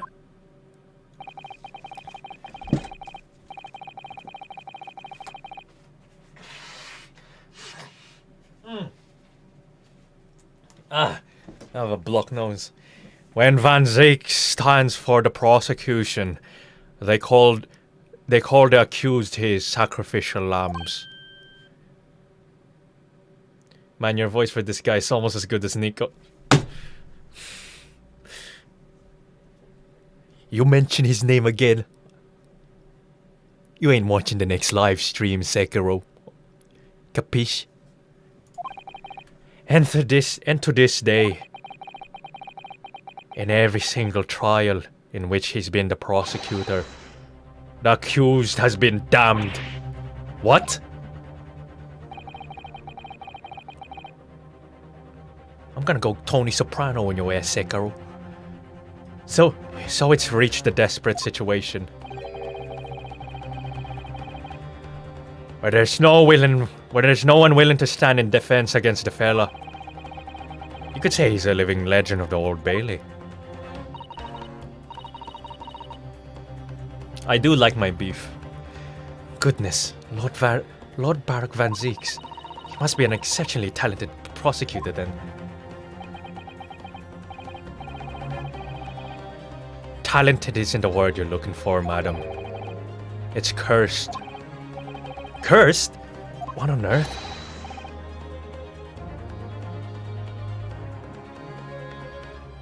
The defendant is summoned, and his counsel. Please make your way into the courtroom. The trial is about to begin. His counsel? That would be me. Oh, 'tis time. Well then, fella, don't let me down. But I don't know anything about the case. You haven't told me what happened. Until you showed your face here. I made up my mind, so I had. Sorry. I decided I'd have to defend myself in there. How would that have worked? But then you made an appearance. A student of law, wouldn't you know? 'Tis no accident. I can assure you of that. 'Tis fate. So don't get cold feet now, please. I hope this new prosecutor updates the autopsy. That would be great. Warning, new prosecutor is kinda racist. Bro, this is the best Ace Attorney game I've played ever in my life. I love it, man. I don't care about the racism. I literally know nothing about the case or about this man who stands accused. In fact, the only thing I do know is that I can't just turn my back on him.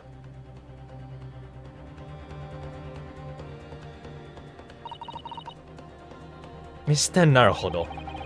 The man has no one. He'll have to stand alone in that courtroom, armed with nothing to defend himself. We love historical racism in this channel. Only if appropriate. If you're just throwing it out there, then it's not. Yes, something that Kazuma would never have allowed to happen. Counsel for the defense. What are you doing? If you're late for the start of the trial, you will lose your right to stand. I'll be right there. Yeah, let's go. Trial time, baby. It's happening then. My first trial in a British court. I hope you're watching over me, Kazuma. Because I have no idea how I'm going to manage this. Ding ding ding ding ding ding ding ding ding ding ding ding ding. Whoa, what? They have fire on the things here? This is so cool! Why does the fire animation look like a 2D GIF? What the hell? Oh well. It looks fine. What the hell? Is that the jury? So this is the highest court in Britain. The Old Bailey. The centuries of history in this place is palpable, isn't it? It's so different to the Supreme Court in Japan.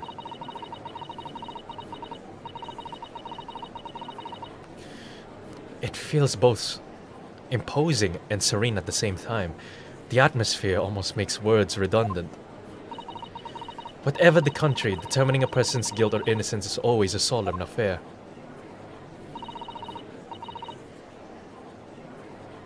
May I say something, Mr. Naruhodo? Oh, yes. What? You're nervous. Your eyes look ready to pop out of your head again. I know, but I just can't help it. Oh, here we go. What? Ah, this is so cool. Hey, they brought back Old Man. Oh, great. In the name of Her Majesty. No, wait.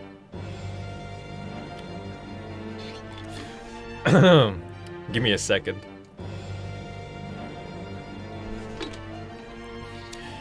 I just realized we have 8 characters to voice.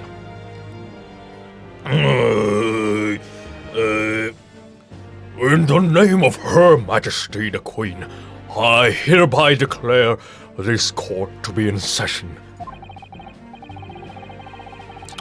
We are here today to determine the guilt or innocence of Mr. Magnus MacGilded. I now call upon the counsels of the prosecution and defense to declare their willingness to proceed.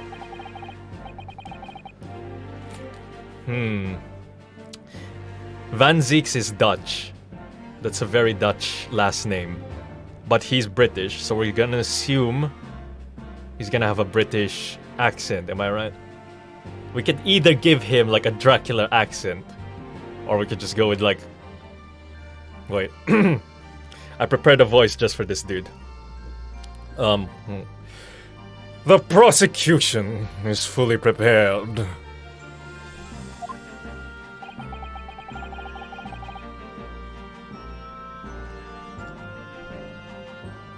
That must be the Reaper of the Bailey. He really does look prepared to dispatch his next poor victim to the underworld. Counsel for the defense, you appear to be Eastern. Do you speak English? Huh? Oh, yes, of course, sorry. But he asked if the defense was ready. We're gonna tweak it as we go. But he asked if the defense was ready, and I couldn't be further from ready if I tried. Those eyes please me, Nipponese. Yes! Already we're starting with a banger!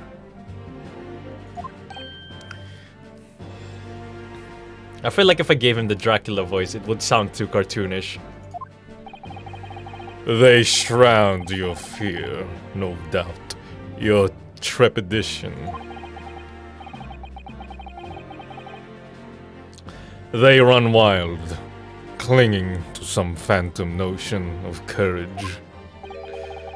The quintessential look of a sacrificial lamb. A cold shiver just ran down my spine all the way to the tips of my shoes. Now, Mr. McGilded. Yes, my lord. Stand accused of murder. A capital offense. You could be sent to the gallows if found guilty. Are you quite sure you wish to entrust your defense to this foreigner? As I've always said, my lord, 'tis a grand thing to give opportunities to the young. Even if the fella is a student from some little island in the Far East. Is it not the British way to ignore the dangers to yourself and give those less fortunate a fair chance? I'd like to think that acts of chivalry do the great British Empire proud. Listen to MacGilded. What a fine gentleman London has in it. Did you hear that he donated £5,000 to the government the other day? Mother, please, may we go and play in MacGilded's park? It seems as though everyone in the public gallery is firmly behind Mr. MacGilded. That's definitely welcome news, and he certainly has a way with words.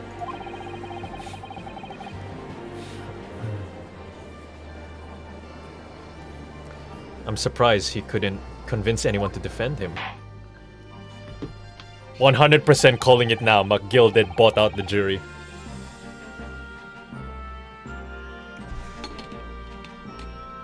Eloquently put, Mr. McGilded, and most laudable sentiments. Now, ladies and gentlemen of the jury, I'm sure I need hardly remind you that you 6 members of the public have been selected for your impartiality. Are you ready to proceed? Oh no! 6 more different voices! Alright, let's go.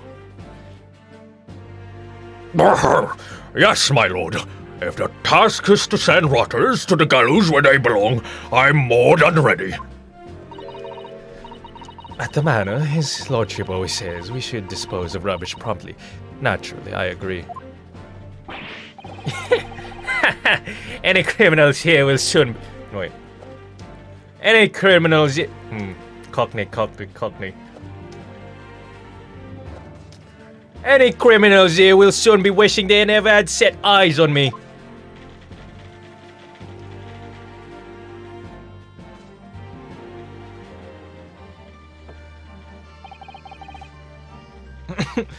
What am I supposed... Okay. I feel a chill. I feel a chill! Oh, don't mind me, my dears. I'll just be getting on with my knitting. Must finish these bits for my grandson. Ah, Mr. Naruhodo, those people are... The jury, yes. That's something we don't have in Japan yet.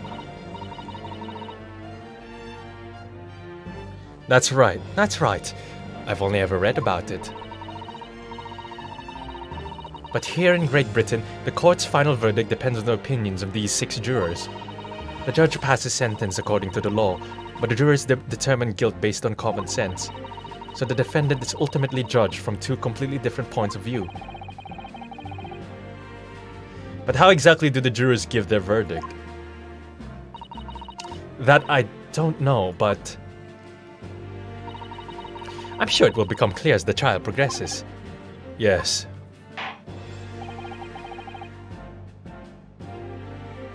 Prosecutor Van Zix. My lord. My lord. My lord. It's been a number of years since we've seen you here in the courtroom. I thought you'd renounced your fame. I'm known as the Reaper of the Bailey, my lord. Infamy rather than fame, I would say.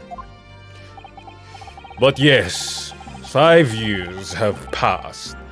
I'm just gonna give him the exaltation voice. I feel like it fits this guy. But yes, 5 years have passed since I last spread my wings in this capacity. So, what brings you back? Is there some change of circumstance which the court should be aware?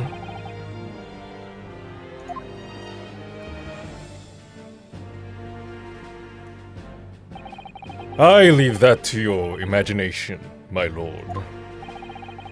So the Reaper has been out of action for 5 years. Why did he have to choose today of all days to make a comeback? Don't lose heart, Mr. Naruhodo.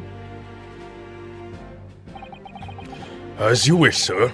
The court nevertheless welcomes your return.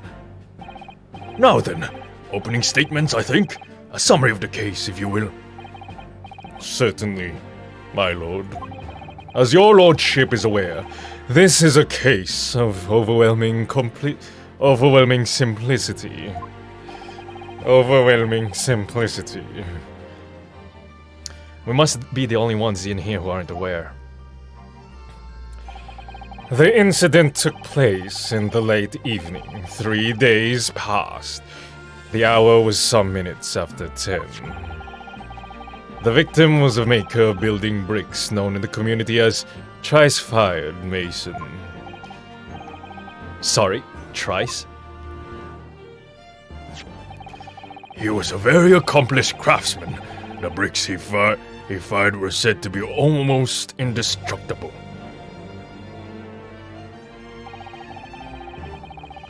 The victim's corpse was discovered in an omnibus, in service of the streets of London at the time. A dagger that had been thrust into the victim's abdomen is believed to be the ultimate cause of death. Here's the autopsy report from the investigating medical officer at Scotland Yard. Thank you, counsel. I shall accept that, and the photograph is evidence. Evidence. Man, woo! This is gonna be harder than than the first case, man. Oh. And one further item of evidence. The prosecution wishes to submit these as well. And these are? Good lord! Is that blood, counsel? Yes, my lord. Seized by a policeman who arrived at the scene.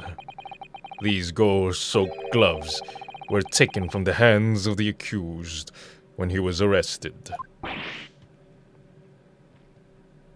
What? Mr. McGilda's gloves had blood on them. Wait, does that dude have a knife in the jury?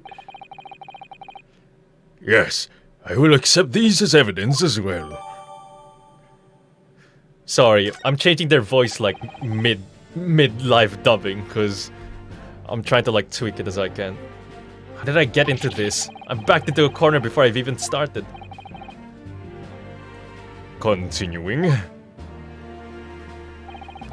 According to the driver of the omnibus, there were only 2 passengers traveling inside his vehicle at the time. Only 2?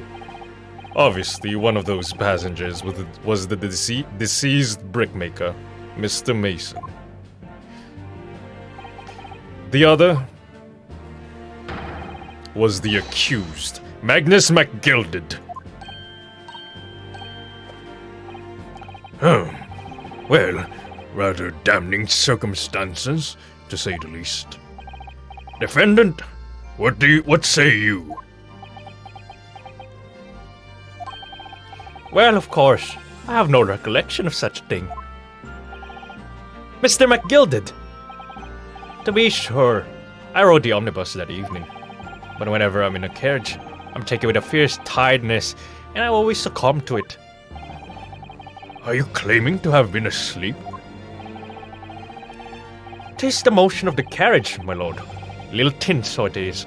So when I opened my eyes again, 'twas a desperate sight before me. The body of a man I'd never laid eyes on before in me life.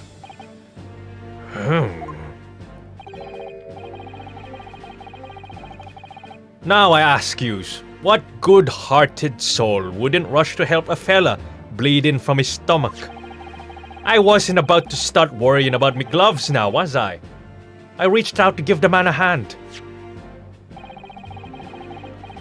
So the blood got onto the gloves then, after the man had been killed. Unfortunately, that statement of the driver's is only the beginning. What? That's not all of it? There were multiple witnesses to the precise moment at which the brickmaker was fatally stabbed. The jury doesn't give a shit at all.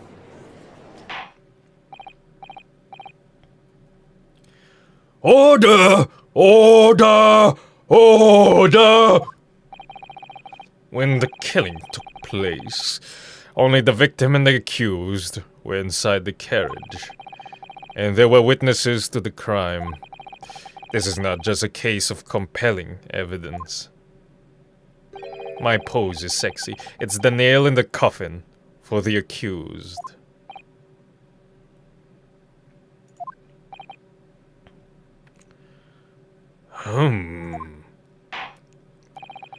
Thank you, counsel. The circumstances of the crime have been made quite clear. I think we will hear testimony from these witnesses first of all. Your wish is my command. Bailiff, bring the witnesses in at once. Bro!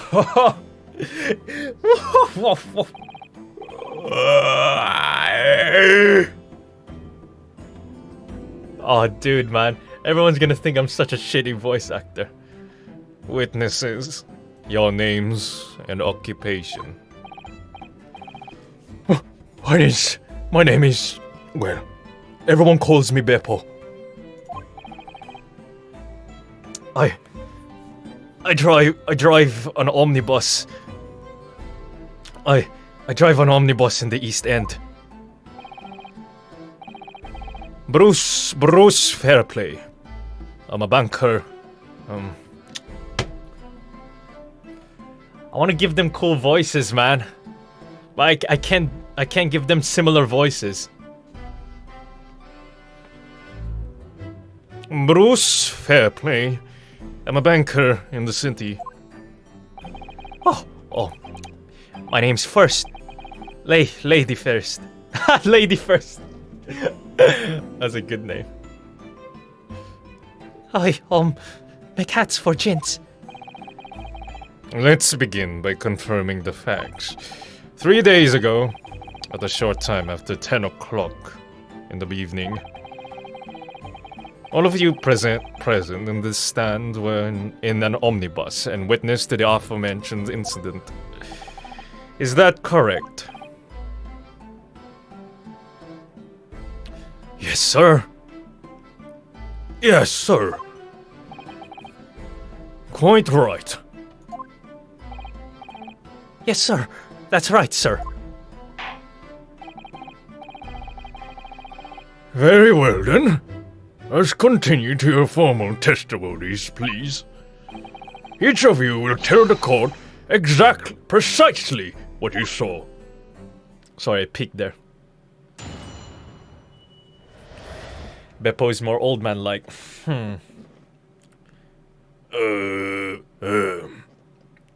My name is Beppo. Alright, we'll go with that one.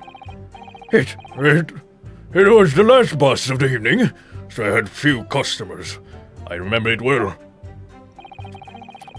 The victim and the man accused of killing him were sat next to each other, inside the bus. Then out of the blue, the accused just reached over and plunged a knife right into his guts.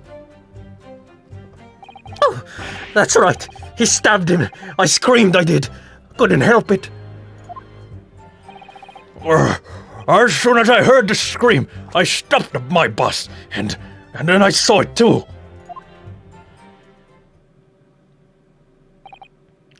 An ambiguous testimony, I must say.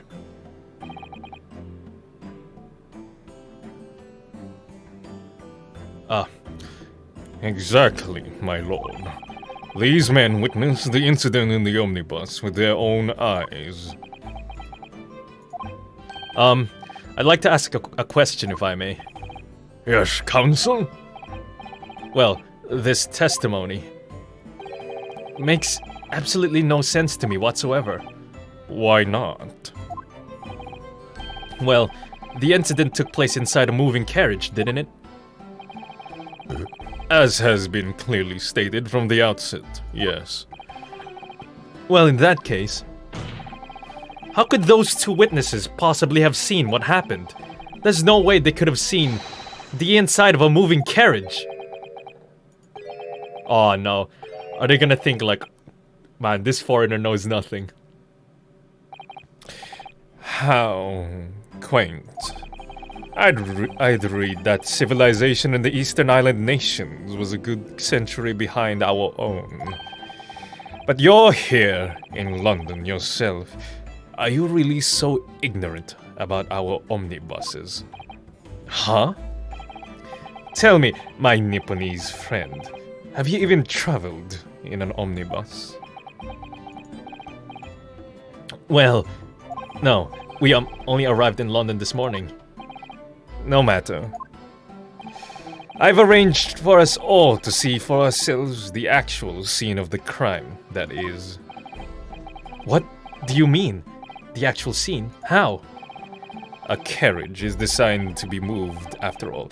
Presumably you understand that much. Yes? The omnibus in which this bloody crime took place is here today, in this very building. Here? What? The entire carriage? Bailiff! Bring forth the stricken omnibus!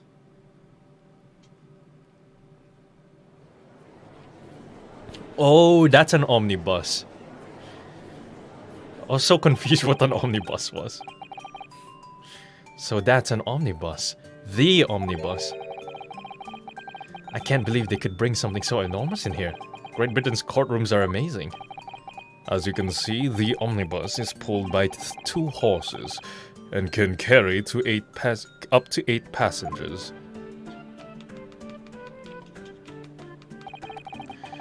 Four passengers seated inside in the enclosed cabin, and another 4 on the rooftop deck above. Every Londoner knows. Wow, this is like an old school double-decker. That's kind of cool. That the best views of the city's architecture and sights are to be had from the top of an omnibus. And I should point out to our foreign guests that there is a skylight in the roof, allowing a view of the interior from the seats above. Ah, a skylight. Oh! The penny drops at last, I see. These two gentlemen were occupying the rooftop seats on this omnibus when the murder took place. See ya, Torino. Through the skylight. Oh shit, I just realized I just gave Van Zeke the same voice as Sholmes. Oh! That makes perfect sense. Well, Counsel, this is a first try. In all my years behind the bench, I've never experienced the crime scene itself being brought into the courtroom. There are a number of important clues remaining inside the carriage, my lord. I would like to submit the omnibus itself as evidence. That is the prosecution's wish.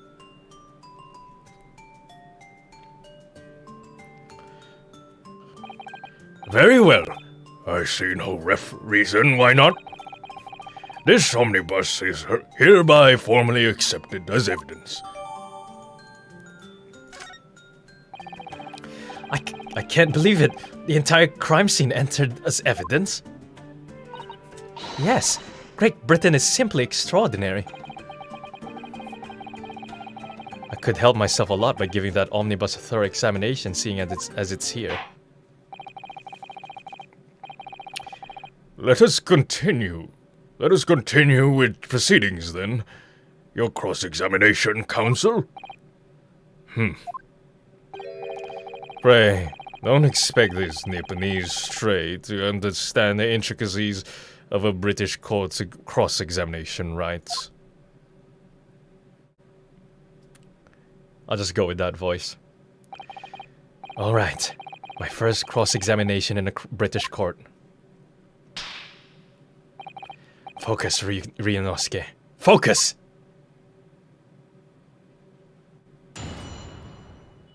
Okay. It was the last of the evening, so I had few customers. I remember it well. Hold it! Yes, I think it was sometime after 10, wasn't it? Oh yes, sir. That's right, sir. Yes. It was so cold it was, sir. Freezing, in fact. And you had 4 passengers on board at the time. Fuck, I missed the thing. And you had 4 passengers on board at the time, is that correct? Yes, that's right, sir. No, are all traveling in the same part of the bus. Of course, no. Fuck, how do I change again?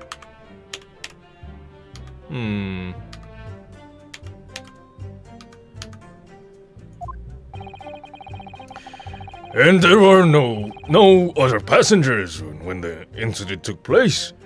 No alighted, for example. You're quite right with that, sir. No other passengers like that? No, none. Dude, I have to cross-examine and voice at the same time. So nobody fled the scene of the crime then.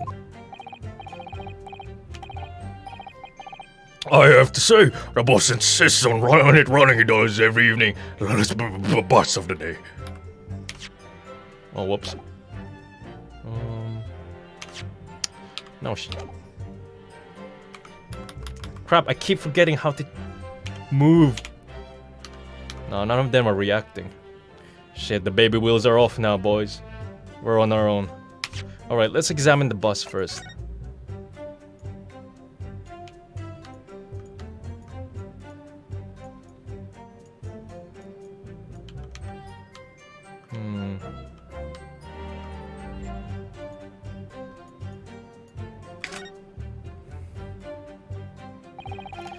You can certainly see inside the carriage through this opening, that's for sure.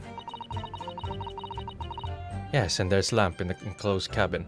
What's it like to be a YouTuber? It's just another job, really. But it's a job that I prefer to do than other things. So I'm sure the witness would have been able to see quite clearly. That's not good for us. Can we see inside? Are we allowed to see inside? Oh man.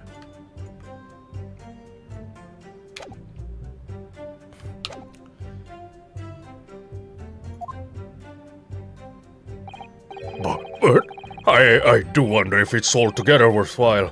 Yes, sorry to say. None of you are reacting. What do you mean by that? Well, what would it be so cold and everything? Only making 20 pence on the run, you see. Yes, I spent that much at the pub on the way home just trying to warm up again.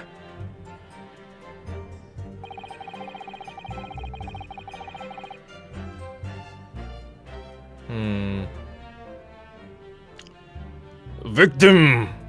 And the man... Oh, God, I keep forgetting the voice. He's getting more next to each other. I need to check the court record for the cart.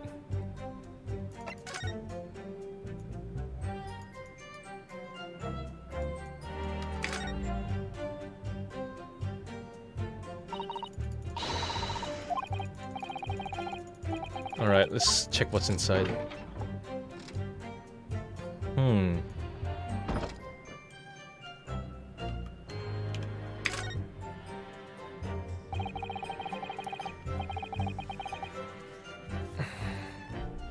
That's the blood soaked into the seat. The victim's, obviously. Yes, and that seat will be clearly visible from the roof deck. Did you really stab somebody in full view of the other passengers like that, I wonder? Well, it was after dark. And there was a lamp on in here, so perhaps the culprit couldn't see anything outside through the skylight. Whichever way you look at it, it doesn't seem like it was a planned attack.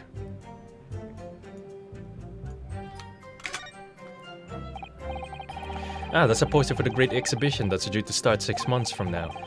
There's a lot of focus being drawn to this crystal tower, the centerpiece of the whole exposition.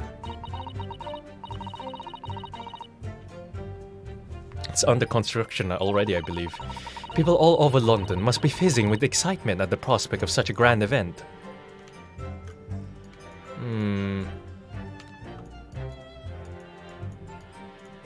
Oh, there's a drawer here. Why is there a handle? This seat has a handle, it seems. Yup, I called it! This looks all sorts of equipment that might be needed to keep the omnibus running. Feeding tubs, tools to repair wheels, blankets, horseshoeing tools. So it's a storage compartment for the coachman to keep his things, it seems. There doesn't seem to be any space for passengers to store their luggage, that's for sure. Well, I don't imagine it would be very convenient for that purpose anyway. Is that it? We can't check.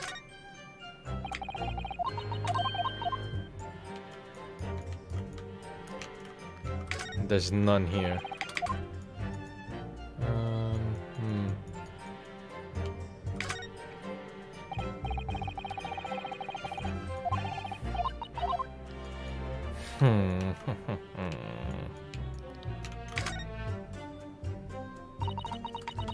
Have you seen enough? Let's step back outside then. Oh wait, I didn't check the roof! Now we can't check the underneath of the carriage.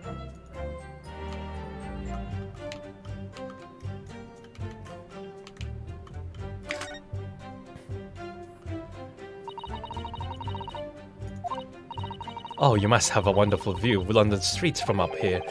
So people sit all the way up here on bitter winter nights with the cold air rushing past them. And they have to pay money to do so?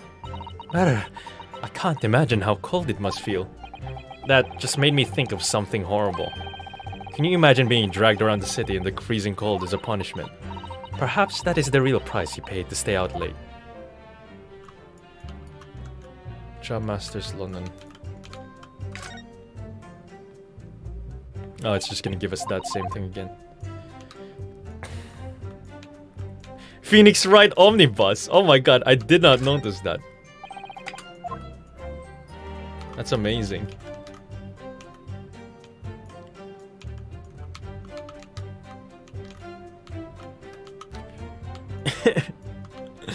That is such a blatant reference, what the hell? Okay. Wheels. No, there's nothing on the wheels. Scan, scan, scan.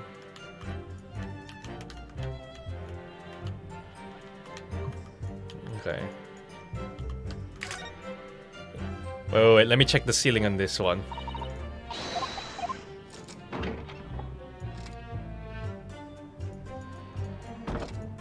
Is there a lamp?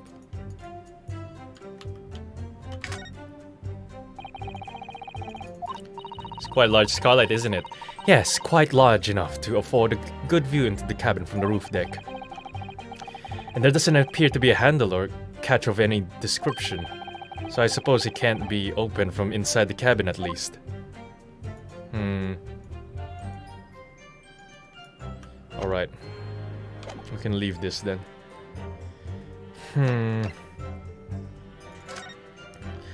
Let me just get a rough idea for the things first.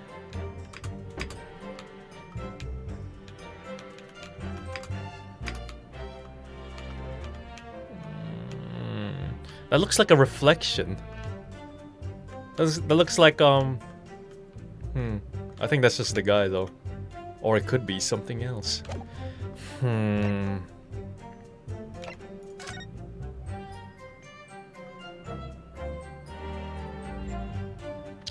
Check where the blood stain was.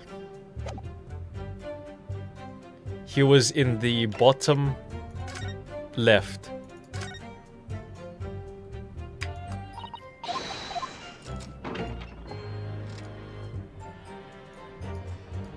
Yep, this is where he died.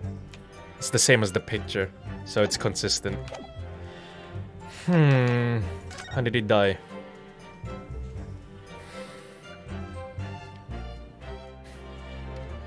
He's also missing a button. Stabbed once in the abdomen with a knife. Died due to internal hemorrhaging resulting from the trauma.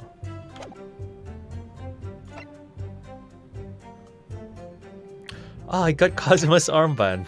That's cool.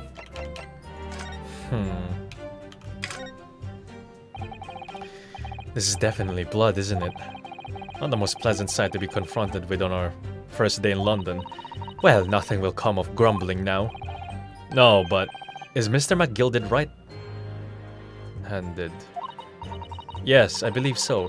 He was toying with a coin in his right hand a little earlier. Ha, pity. If only he'd been left-handed. I think blood on either glove would be fairly incriminating, really. We'll need to keep that in mind.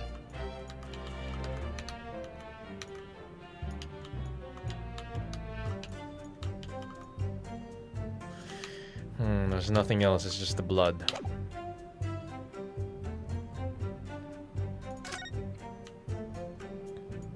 I don't know anyone with dementia. Can't really check the inside. Usually the cursor will glow light blue if it's something to click at. Yeah, I'll check Oh yeah, that's a good idea.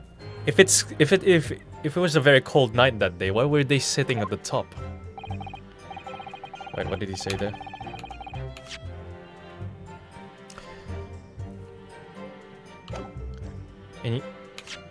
And you saw them through the skylight roof of the carriage. That's right. When you sit up on the top deck, the window's right there at your feet.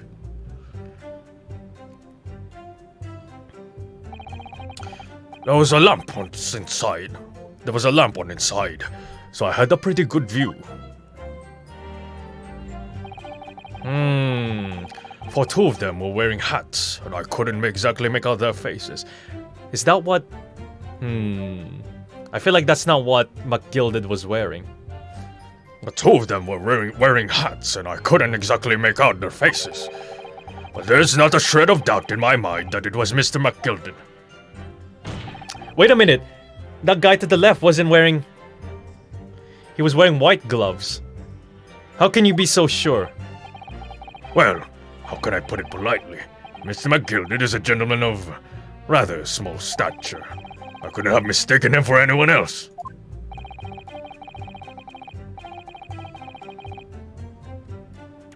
Let's not forget that when the vehicle came to a halt, the only people inside the enclosed cabin were the deceased Mr. Mason and Mr. McGilded.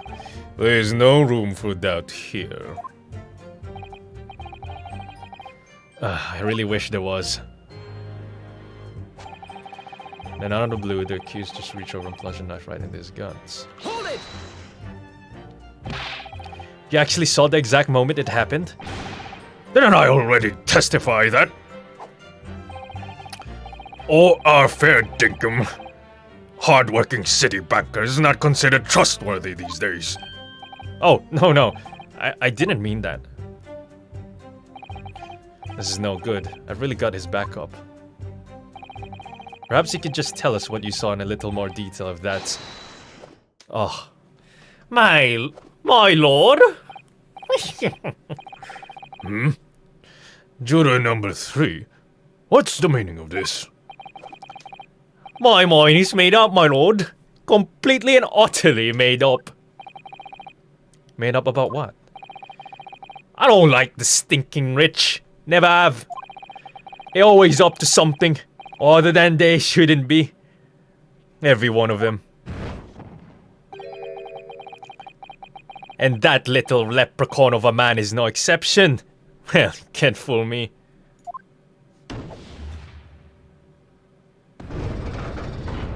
What?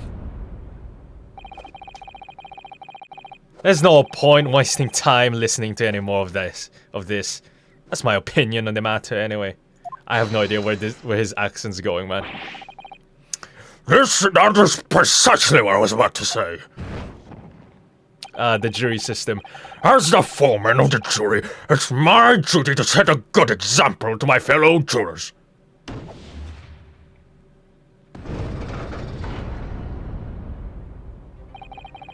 What is happening here?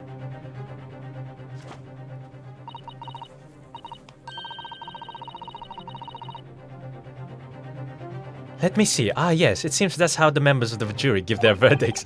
They use fire magic to proceed with the guilty verdict. With fire. Apparently, yes. White for innocent and black for guilty. As the 6 members of the jury make up their minds about the case, one by one, they each cast a ball of fire into the... How is she saying this with a straight face? Into the great scales of justice, as we saw a moment ago. So if those enormous scales fall completely to the black side, does that mean... Let's do our very best to make sure that doesn't happen. Now I'm even more worried than I was before. Very well. The court acknowledges the change in the jury's stance. Counsel for defense, please continue with your cross-examination. This is a nightmare.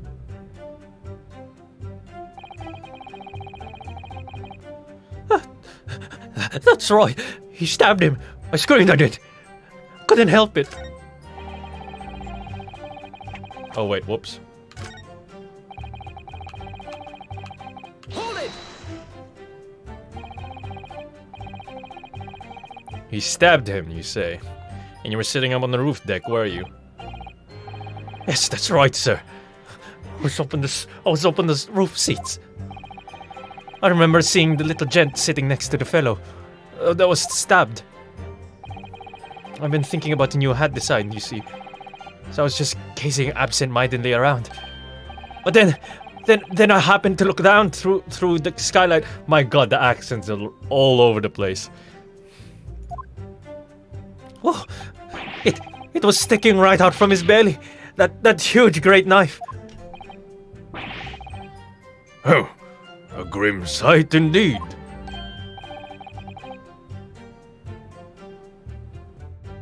Ah, that didn't help me at all. The jury look like they're even more convinced my client did it than they were before. That appears to have made everyone more dubious that Mr. McGilded is telling the truth. If only we had some evidence to counter the suspicions.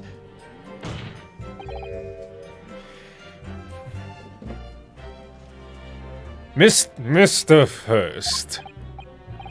Oh, yes, sir. Is this the knife you saw? Oh, good grief. Yes, that's it. The very one, sir. Is that?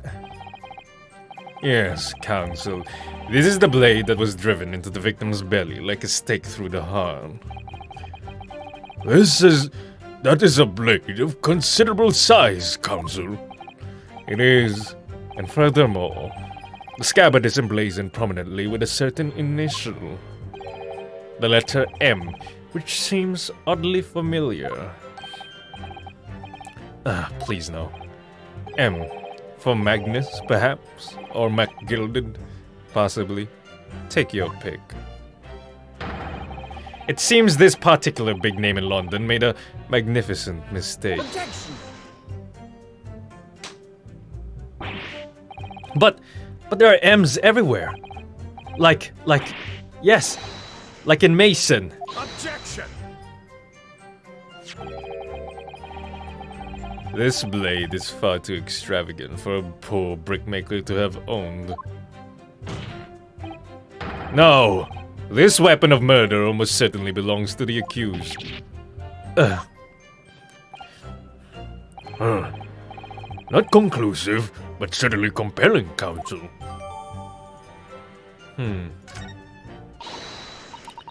My lord, if you'll forgive the interruption. Juror number 2. Go on. Mr. MacGilded is a pillar of society and a gentleman. A gentleman's word should be sacrosanct. However, those of us in service know we must accept hard truths. Wait, what are you about to do? Dispose of the rubbish.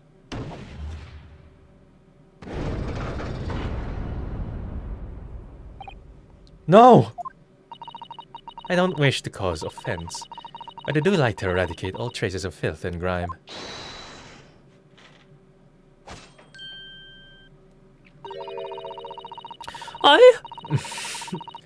I have painstakingly typed every word on the tier today and cross-referenced all the facts. As such, I am now in a position to draw the only logical conclusion. I have... I don't know. I'm testing out the voices, but there's so many people to voice. Not again. That's 4 out of 6 jury members who proposed a guilty verdict. There are only 2 left.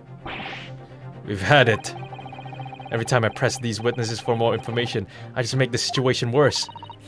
Nevertheless, what we need more than anything at the moment is more information. We're still very much in the dark.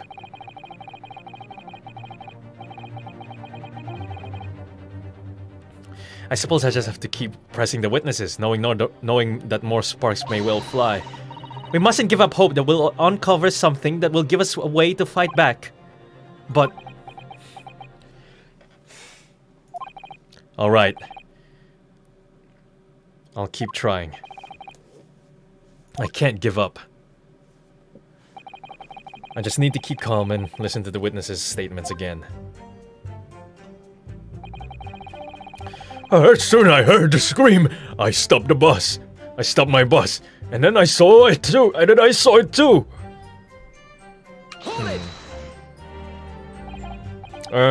What exactly did you see? Oh, well, sir, that would be the passenger, sir. Yes, collapsed on the floor he was. And by passenger, obviously you're referring to the victim, Mr. Mason, the brickmaker.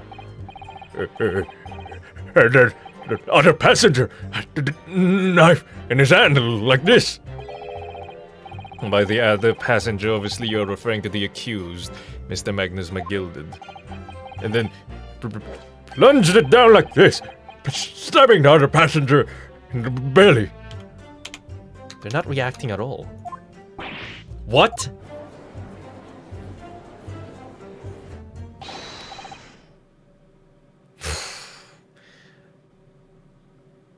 My lord, I wish to speak. Yes, juror number 5? Do I take it that you too?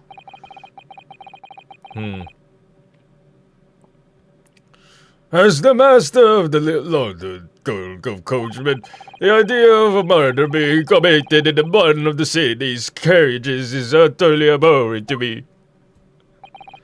It wouldn't be right to make a decision before hearing all the facts, though, I said to myself.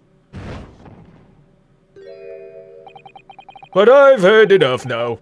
The horse has bolted, as they say. No, please, just keep on opening my little... Gee up, Silver Blaze! The finish is in sight. Oh, he's,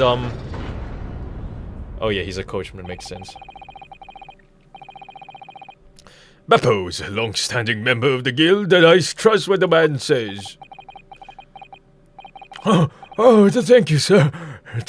Too kind, sir. It's too unkind, sir. Which now means that 5 jurors agree to condemn this man. Except for the old lady.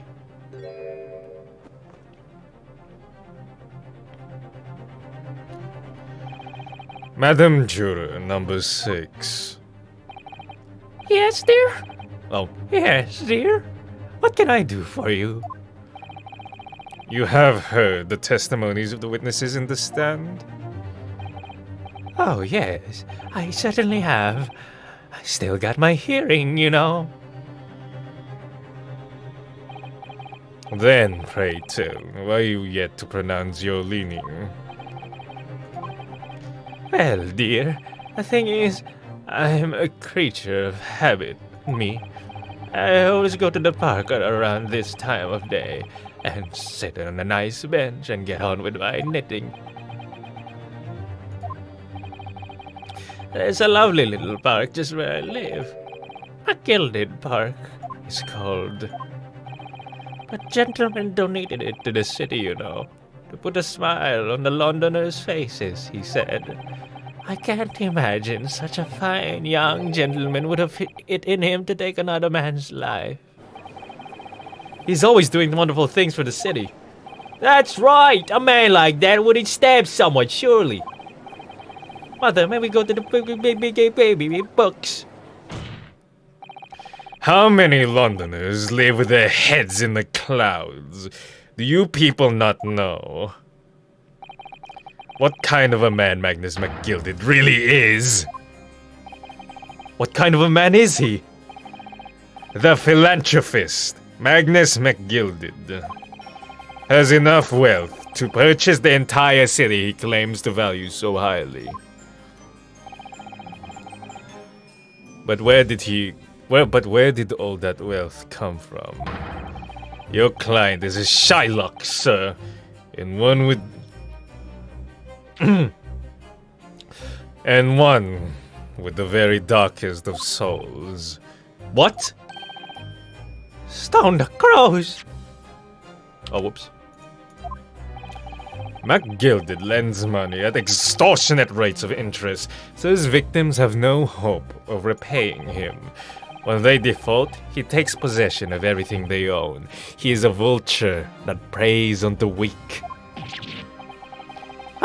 I've never heard any mention of that before.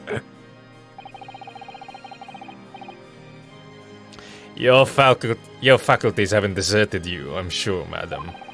So has this thought not crossed your mind?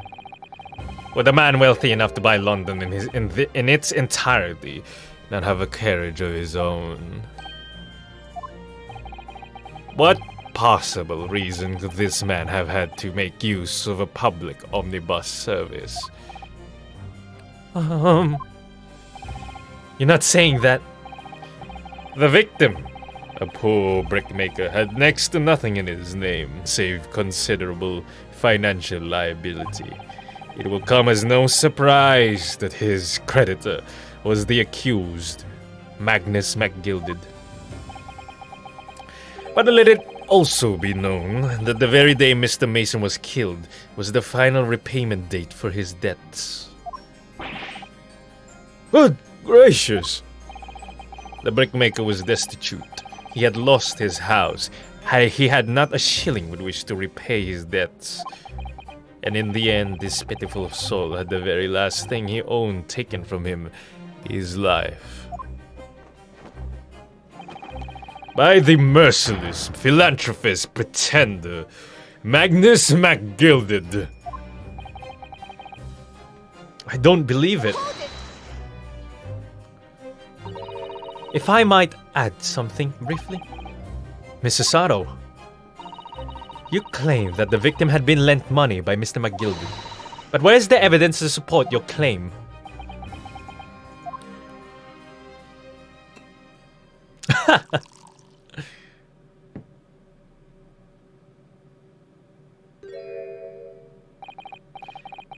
Pray forgive the discourtesy of filling my hallowed chalice in a court of law.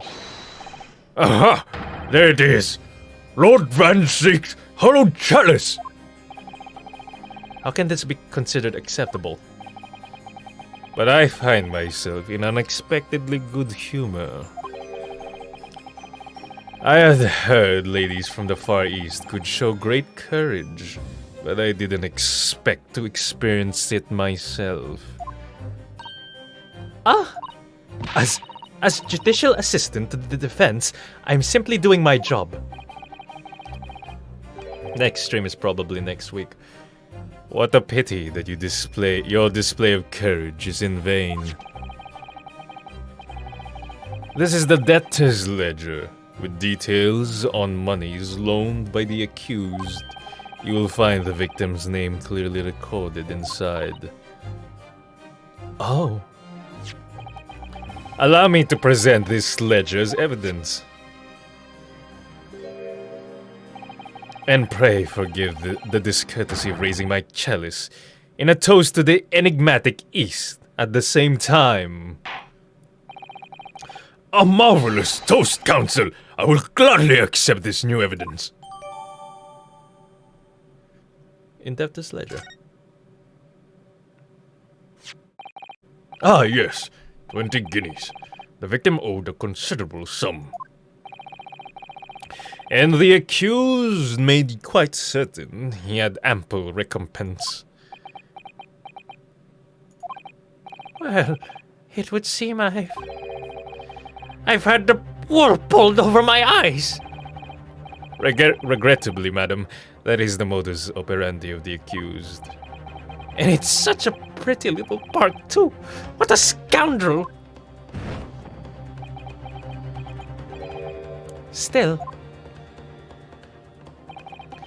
maybe it's all for the best.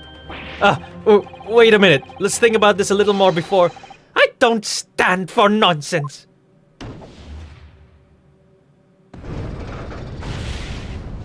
Oh no.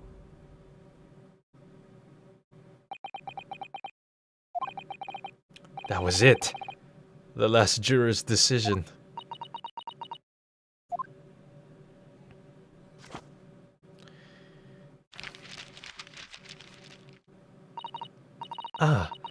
According to this encyclopedia of British law, when all members of the jury have concluded that the defendant is guilty, court proceedings are suspended, and the presiding judge will deliver the final verdict and sentence. That's what it says here. The final verdict. It's over then. Oh! There's a footnote, though. A footnote? However, the defense... All 6 members of the jury are now in agreement in this case.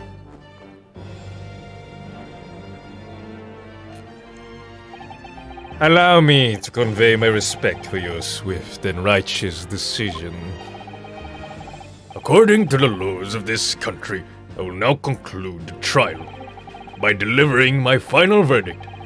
I trust there are no objections. Object! Wait, I need to save.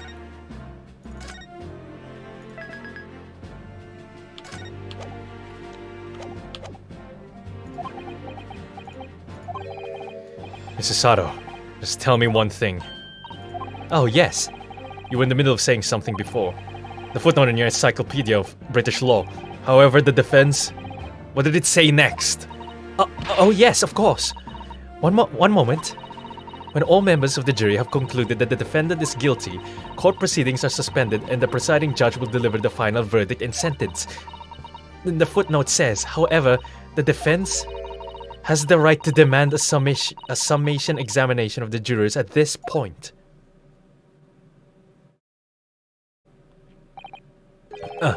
Summation? Examination? Objection!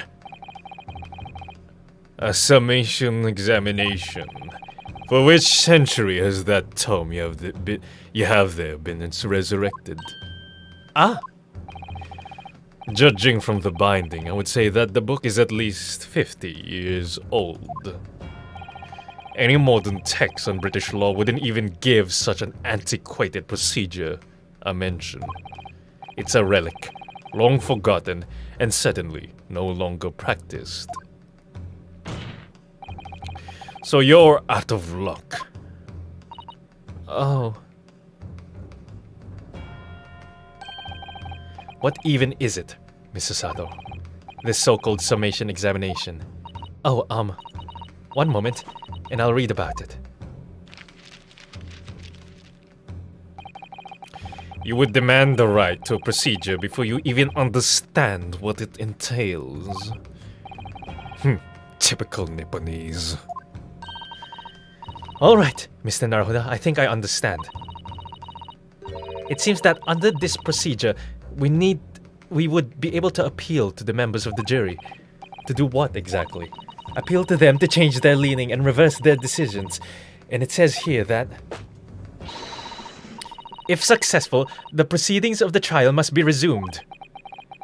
Make them reverse their decisions.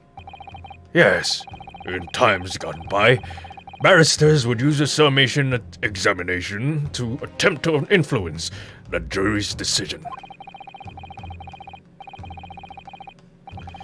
But that procedure has become something of a formality with no practical benefit, really. So it rather fell out of use. I wonder why. Because it was devoid of purpose. Changing just one member of the jury's mind would be hard enough, let alone several. No self-respecting defense barrister would even assert his right to try in this day and age. Still, I don't see any mention of the procedure actually being formally revoked. What are you suggesting? I'm suggesting that although it may be antiquated and largely forgotten, it isn't yet extinct. Huh? What do you think, Mr. Naruhodo?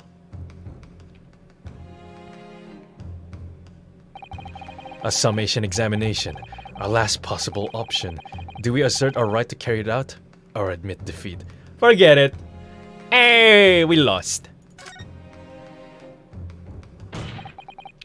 The defense wishes to assert its right to a summation examination, my lord. Objection! London is the capital city of the most powerful nation on Earth. We have a duty to the world to exemplify the very highest standards of judicial procedure. Summation examination are an embarrassment that should remain buried. Objection! But if it's our right, it's our right. I believe it could prove vital in this trial. The defense's petition is perfectly valid. The court will proceed with the summation examination. This is madness. Foreman, are you and the remainder of the jury ready?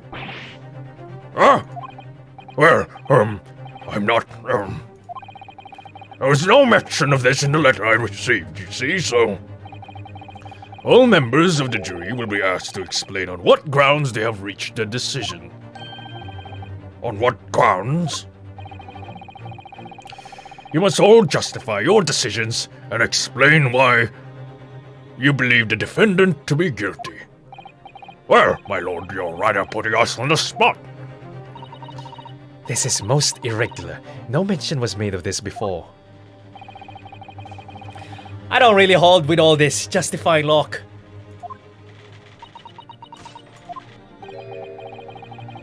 That seems to have thrown the jurors off. It seems none of them have experienced this before. Alright then. The summation examination. A defense procedure no practicing lawyer has attempted for years, is it? Well, just maybe. It might be the opportunity we've been looking for to turn this trial around. So be it then, ladies and gentlemen of the jury. The court hereby calls upon you to state the grounds on which you find the defendant, Magnus MacGilded, guilty of this most serious crime.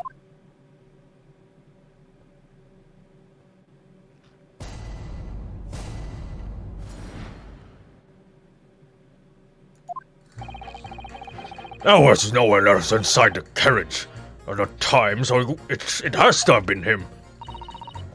I trust the driver. He has an excellent memory, it seems. 4 passengers with fares totaling 20 pence. He stuck the chap next to him just like this. Brazen, I must say. Absolutely brazen. I have simply typed and collated all the statements made thus far, and drawn to the logical conclusion. You can trust the guild. Fair fares is our motto. I can't think of a voice for this dude. Oh, we haven't raised prices about 4 pence for years. A scoundrel, stabbing the poor man on the floor. It beggars belief. I'm starting to wish I hadn't pushed for this now.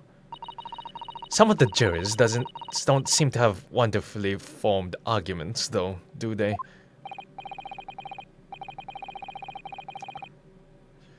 Let's see what we can do. We need to get these 6 people to change their minds. I have to throw everything I can at them and use some very persuasive language. Just a moment, Mr. Naruhodo. According to my book, that's not quite how it works. Oh. I thought I was going to have to thaw their icy minds with some heartwarming rhetoric about the defendant. Unfortunately, once the jurors have decided that the defendant is guilty, they're unlikely to heed anything the defense says. But then, they've reached their conclusions by their own reasoning, you see. Your pleas will sound like excuses. In fact, it could recoil on you. The more you try to persuade them, the more entrenched they may become. Then what on earth am I supposed to do? Oh dear, I'm just citing what I've read about British law, Mr. Naruhodo. Right, I'm sorry. Do you have any ideas how to make this work then? Well, from what I can understand, the key to this procedure is using the juror's own words to make your arguments. What do you mean? Well, the 6 members of the jury are randomly selected members of the public. They may appear to present a united front, but the truth is, they are complete strangers who just happen to find themselves here in the courtroom together. And that's the way to break them down, you mean? Yes, exactly.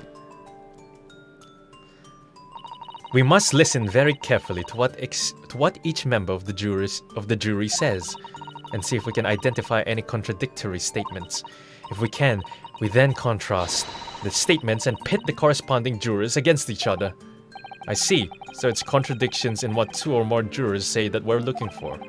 In a way, then, this is similar to a regular cross-examination. Oh, yes! I suppose you're right.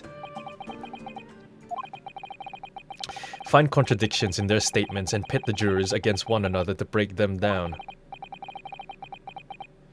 Alright, I might be able to pull this off. No, that's not right. I will pull this off! I have to pull this off. Can we start proceedings, Consul? I would ask that you take the stand for this. I'm expecting a clear and concise rebuttal. Yes, my lord. Let's go. The defense's rebuttal.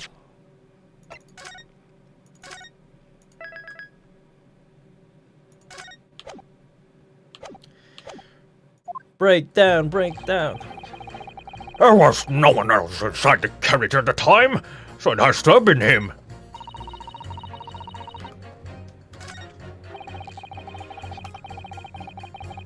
Hold it! Certainly. The testimonies we've heard suggest the victim and Mr. McGilded were alone inside the carriage. Precisely my point. But, could there be some other explanation? Something we haven't considered yet? Such as? Well, perhaps that's something we could, all work out together now. Now listen here. Maybe you don't know how things work around here because you're from foreign climes. Ugh. But we're here to form our opinions as individuals, and I have Ah. Oh dear, he doesn't appear to be in the mood to consider an alternative point of view, does he? No. I'm going to have to pit the jurors against one another, like Susada-san said. Finding contradictions in these 6 people's assertions is the only way I'm going to succeed.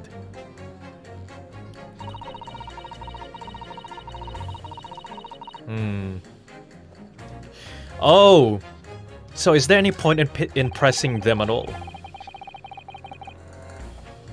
There's no one else inside the carriage at the time, so ooh, I like this maid though. I trust the time. Just like this. Stab him.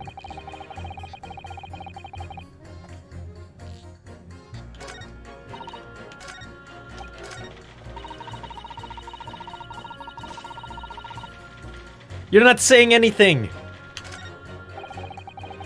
You can trust the girl. Shit, I can't remember this part.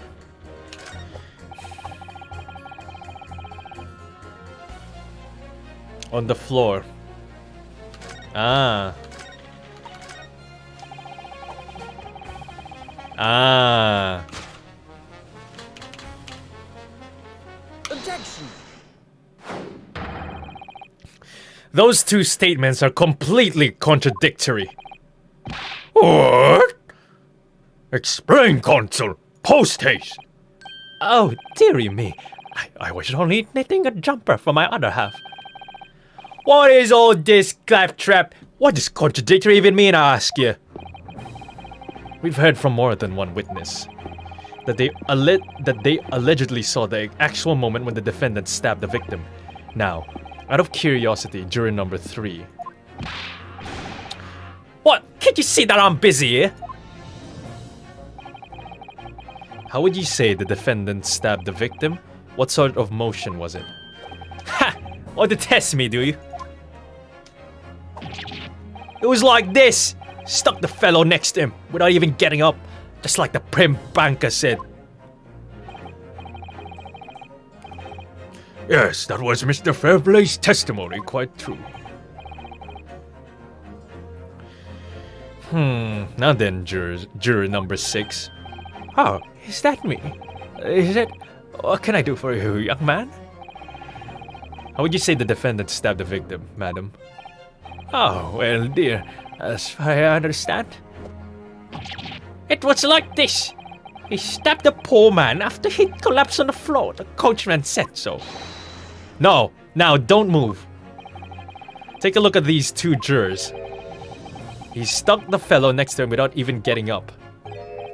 And he stabbed the poor man after he collapsed on the floor.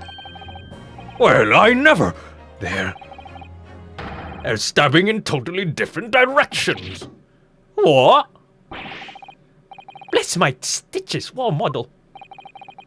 What this tells us is that there's a strong possibility of one of the witnesses isn't telling the truth. Oh, but why? Why the dickens would they lie?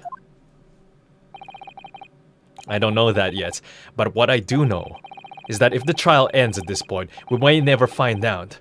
We may never know the real truth. Ladies and gentlemen of the jury, can you really let that happen in all good conscience? lies, you say? Oh, dearie me. I can't abide people telling lies. Yeah.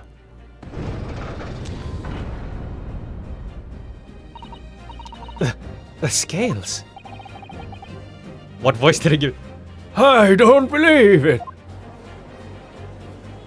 It's a turnaround.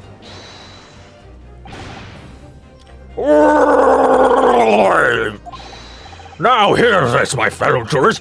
I warn you, you cannot listen to this man. Look at him in his black suit. He's clearly some devious Eastern sorcerer using magic on us all. If I could use magic, do you really think I'd be putting myself through all this? Answer me this, Dark Jenks. Huh? Me? What exactly is the problem? One of it if two witnesses have slightly different recollections of events. What of it? Let's say the Shylock did stab the victim as he was sat next to an omnibus, and this young dandy saw him do it. And now let's say the victim collapsed on the floor, and the Shylock stabbed him again. And this lady saw him do it. Well, what's to say it didn't happen like that, huh? Who are you calling a dandy, sir? Why, I should take this knife to you.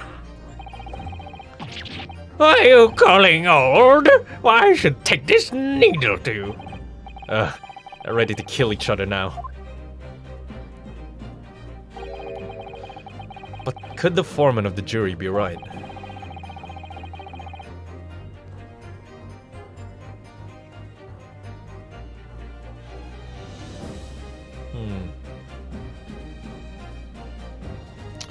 They must have saw two different moments of the crime. Oh, I get it now. Okay. I found it. There's only one stab wound, yep. But he stabbed the dude while he was sitting. Guy falls on the floor. And he's dead. He goes to pick up the knife to, you know, because it's stuck in the body. And then he brings him back up, puts him back on the seat. That's what I think.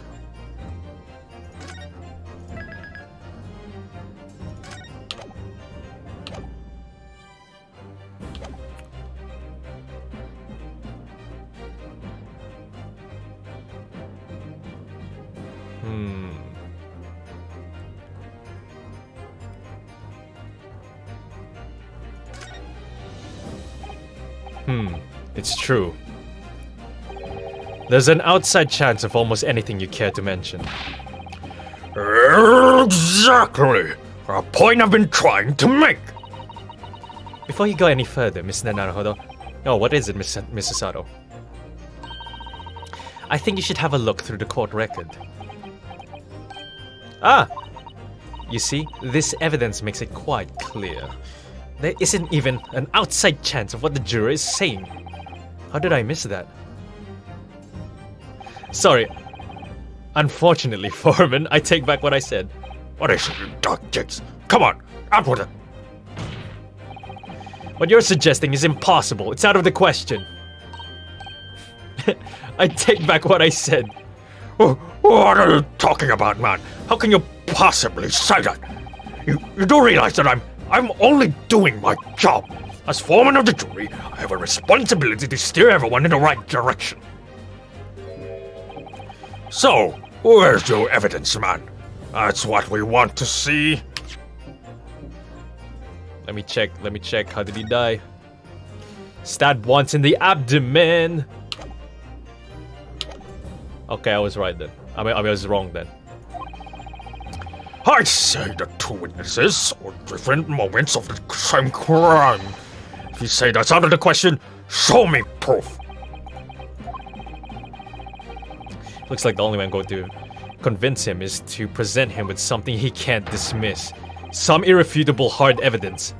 As you wish. What? I'll give you proof. It's out of the question that the two witnesses saw two different moments of the same crime, as proven by the autopsy report. This is the victim's autopsy report. According to what's written here, Mr. Mason was stabbed in the abdomen only once. Huh? Only once? It's quite simple. The victim was stabbed precisely one time. Which means these witnesses can't possibly have seen it happen two different times.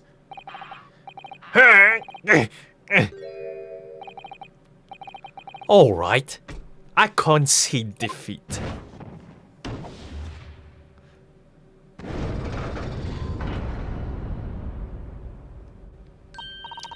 Oh, well done, Mr. Naruhodo. You did it. If we can manage to change two more jurors' mind, we can force the trial to continue. Two more, actually. There is something else that's bothering me about a couple of their assertions. Then that's where you must strike next. So I need to pit two more jurors against each other and show there's another contradiction in their assertions. Exactly. You can do it. Well, the scales of justice have shifted, but they still weigh heavy on the side of guilt. Counsel, you have the floor again. Continue with your summation examination. I'm no lover of the rich, but I despise liars even more. Innocent is my call for now, at least. Hey, he's on our side now. What about old lady? Can't make special lies. 104 minus innocent after all. Yay. Meanwhile, this lady isn't saying anything at all.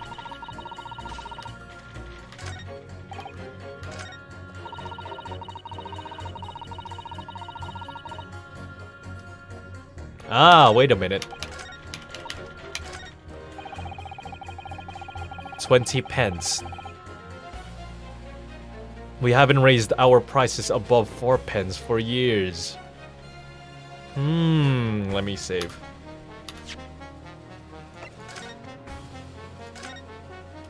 The prices don't add up. 4 people, 4 pence, 4, 8, 12, 16. Maths, baby, maths. Bro, I figured that out. Yeah, yeah, boy. Objection! 16, I mean. Sorry, not 12. 4, 8, 12, 16. Those statements clearly contradict each other. They do? Explain yourself, consul. Me? Oh dear. What have I said? I swear on Silver Blaze's maiden name, I haven't the first idea of what you're talking about. According to the group testimony we've heard so far, there were 4 passengers on the omnibus on the night in question, and according to the coachman, Mr. Beppo, he took 20 pence in fares. Quite right. I have those details typed neatly here in front of me. And juror number 5 also told us the following. The fare for the omnibus is always 4 pence. 20 pence means 5 people. Oh, That it is! A fair, convenient, single price. That's the way the London's carriages should be operated. but that doesn't add up at all. In fact, it leaves a glaring discrepancy in the facts. Why, man? Why? 4 passengers paying 4 pence each. If you did the multiplications, it would be 16 pence. Exactly. As I said, it doesn't add up. The figures are different. By 4 pence, in fact, or precisely, 1 person's fare. 1 person's fare? Yes, in other words, on the omnibus that night, it's distinctly possible there was another passenger we've heard nothing about. Good gracious! This can't be right. The coachmen of the guild are good, honest men, one and all. Trustworthiness is our watchword. The figures your coachman claims most certainly do not add up. Your watchword, good sir, is a fallacy. I beg your pardon?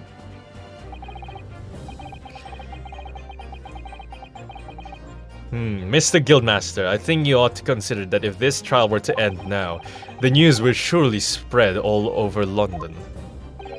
The news that one of your coachmen tried to hide the fact that he lets nefarious characters ride his omnibus.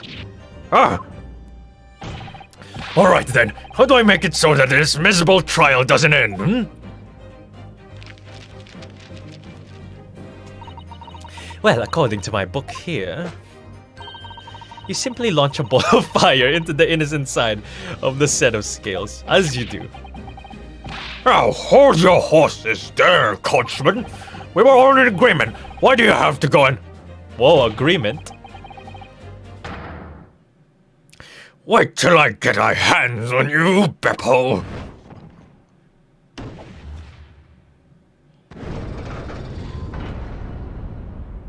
Agreement, I hear. This is all very irritating. Begging your pardon, sir. I'm going to do the same.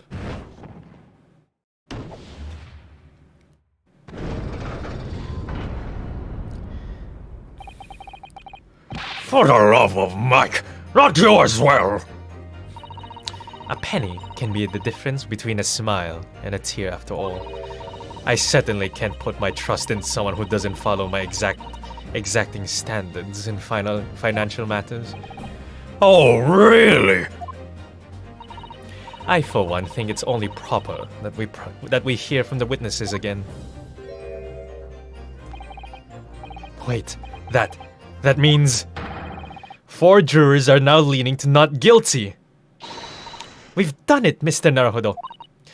We've won! Well, I mean, the trial's not over yet. What are you playing at, you dandy fool?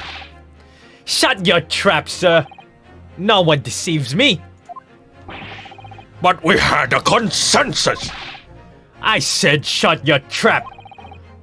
He sounds New York. I know a liar when I see one. And if the chap ever dares to cross the threshold of my shop, I'll take this razor-sharp blade and shave every last hair of his head. Please tell me he's a barber. Well, in a quite remarkable turn of events, the defense's summation examination has flipped the balance of the scales of justice. The jurors now stand at 2 for guilty and 4 for not guilty. Accordingly, there is no longer a large enough majority among the jury for me to adjudicate. And the trial must continue. I'm licking this knife. I hereby ask the defense, prosecution, and witnesses to return to their places. And I call upon all of you to continue to pursue the truth.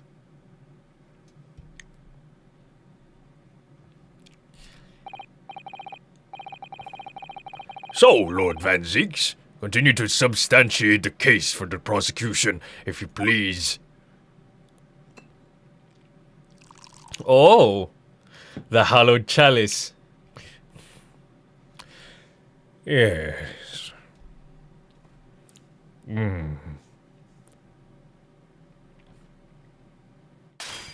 Oh!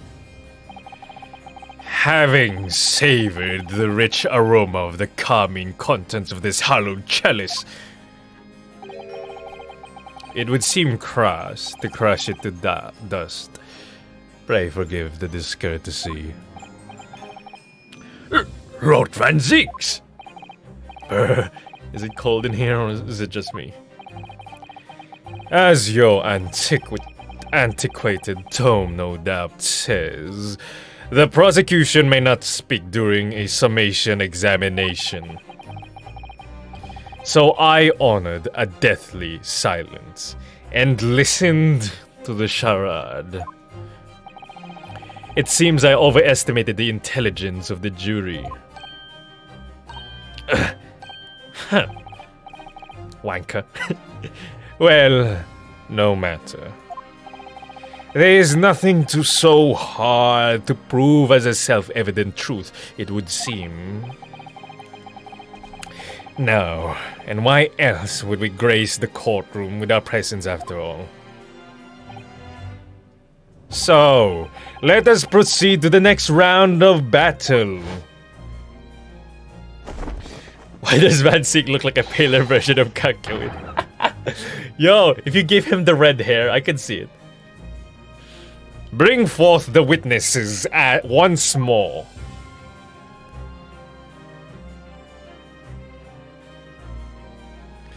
I'm sure Van Zieks is a MILF lover as well. If he is, then he's like super Chad levels. Witnesses! I trust you heard the summation examination we just had to endure. Yes, sir. That I did, sir. Of course, I heard it. Yes, sir. I heard it. You, sir, on the end. A coachman? I believe it's Beppo. Yes, sir. My lord, sir. If it transpires in your previous testimony, you're attempting to veil the presence of a fifth passenger on your omnibus, you will be found guilty of perjury. You are advised to bear that in mind, sir. Oh mio Dio. He's Italian. Okay. Oh mio Dio. Oh. How do I do an old man Italian voice? Now then, witnesses, I hereby call on you to testify before the court again. You'll explain the various misgivings brought to our attention by the defense's summation examination.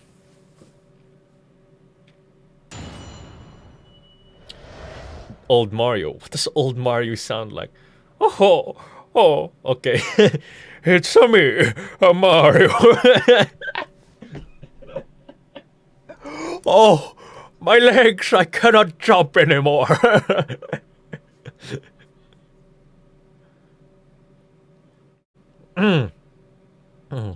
Various misgivings. I only cared for passengers that night. I swear it. But Well, I for one was told I had to pay 5 pence for the bus. He fiddled us on the ferry. He did. And then I saw that blood-curdling sight as well. It's all too much. I don't know why I keep giving him an Irish accent. I tell you, I saw Makin stabbing that man. Everything I said before stands. Oh, yes. He stabbed him. Yes, he did. I think so, yes. It's me, Beppo.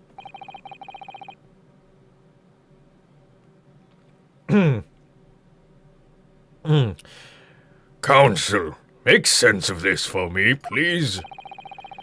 The phantom fifth passenger conjured into existence by my learned Eastern friend there never existed.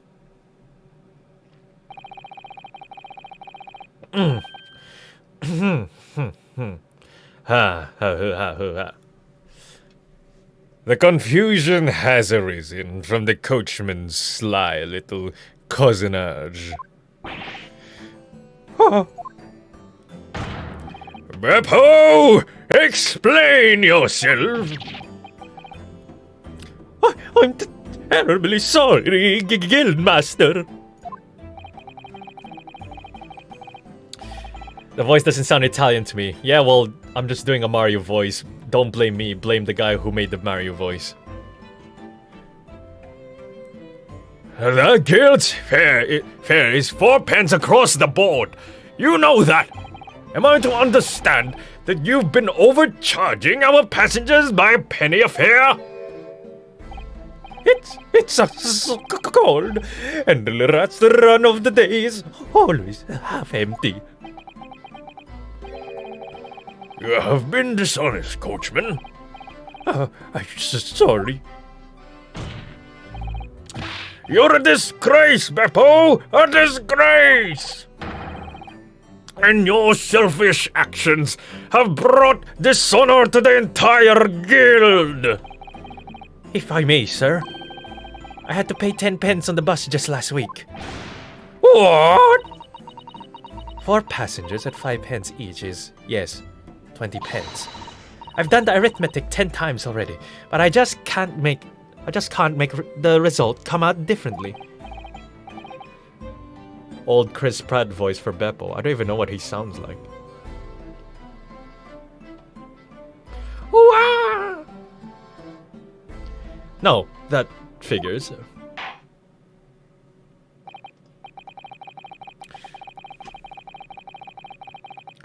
Well, it would appear that one of the aforementioned misgivings has already been explained. So, counsel for the defense, your cross-examination, if you please.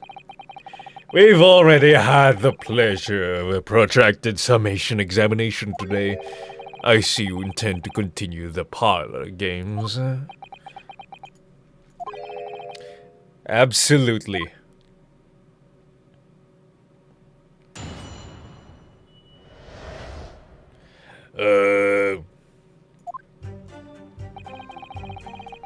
Gravel? Fucking hell. Old man, gravel, Mario voice. Alright. I only carried. Now he's just sounding like Scooby-Doo. If I do old man Mario gravel voice, it just sounds like Scooby-Doo at that point. I only carried for four passengers that night. I swear it. That's Scooby-Doo. Reggie. This isn't Italian anymore. This is just Scooby-Doo. Is this what you guys want? We're not even trying to do accurate accents anymore.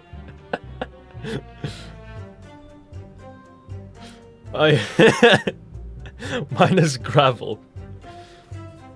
Uh-oh.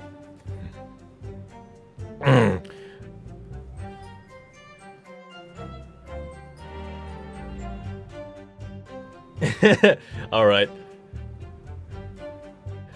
So we've got like 10 yeses and 1 cringe. Sorry, little Big Mac. You'll have to listen to this. Oh god. I mean, at least it's easier to remember. Alright. Cade 4 passengers, but that's a lie. Hold it! That is very cringe. Oh well, you're gonna have to put up with it. My stream. So, there were only 4 passengers on your carriage, but you didn't charge them the standard 4 pence fare. Sorry, little Big Mac, I'm immune to that word now. Since I started this channel, lots of people comment cringe in the comments. You get used to it as a YouTuber.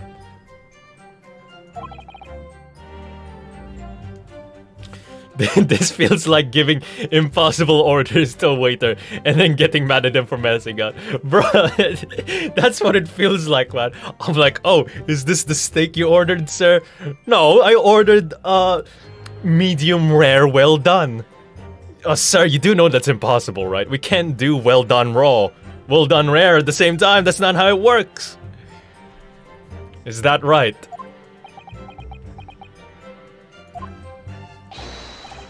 It's impossible.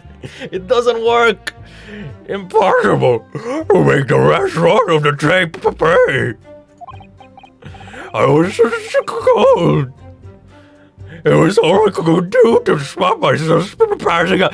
Bro, this is impossible. You can't understand what he's saying, even with subtitles on.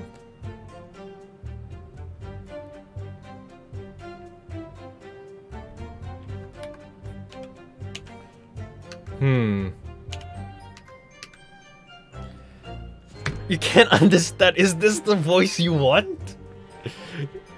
I don't know, dude. Alright, I'm getting chillblains just listening to you. It was terrible, so I wanted to give myself a pat on the back for even keeping the bus running. Do you have a soundboard? Kind of. Nothing. Go back to Mario. Alright. Oh god, what did old Mario sound like? It's me. I'm a Beppo. And a dedicated coach of mine deserve an extra penny passenger. You're digging a deeper hole for yourself here. If only there had been a 5th passenger on the omnibus that night. You want me to do Chris Pratt doing an old Mario voice, gravelly voice with a Scoob accent? Wario?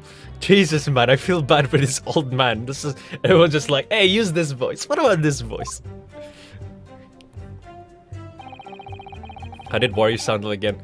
Oh, Wario. You know what? Let's. Okay, Wario might work. We'll try Wario.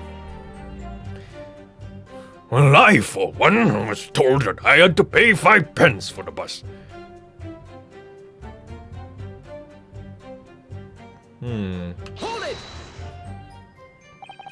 Does that make everyone on board that night paid 5 pence instead of 4?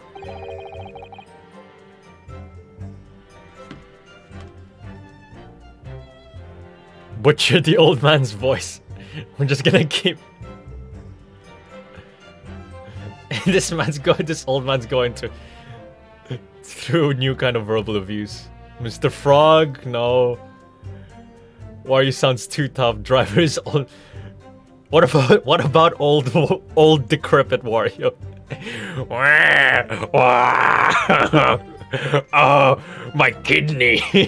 My kidney. Okay, we'll try it when it works. Well, I paid 5 pence too, sir. And I just told you what I did. Oh wait. Flat of a fare of by 5 pence across the board. Wah! Nah, it doesn't work. He's too small and frail for like a deep Wario voice. What does old Pikachu sound like? Can you guys be more fair with your voice requests? This doesn't make any sense. It's not something to be proud of. A so-called discrepancy, my learned friend, identified was nothing of the sort. Much like the Phantom Killer you so desperately needed, it's gone. Dead and buried. Yeah, we'll just go back to that voice. The cartoony, high-pitched old man voice. I'd have been happy if it ever existed in the first place. Macho Man Randy Savage. He fiddled us on the fair. He did. And then I saw that blood-curdling sight as well. It's all too much. Hold it! I don't know what main frog from Flushed Away is. This blood-curdling sight. You mean the murder, I presume? Yes, sir. A loathsome sight. No one should have to witness the horror in the eyes of a man the moment his life is taken. Oh, well, not exactly, sir. I mean, I didn't actually see the exact moment the gent was stabbed. That sounds very important. Good gracious! Really? We have another witness who did, however. The banker has already testified to it. But Mr. First didn't actually see the point at which the victim was killed. That may turn out to be very significant. I heard the banker gent next to me take a sharp intake of breath. See, that's when I looked through the glass. That's when I saw that horrible blade poking out from his belly, all covered in blood. Every time I see the knife now, I can't help it screaming, even when I'm not eating.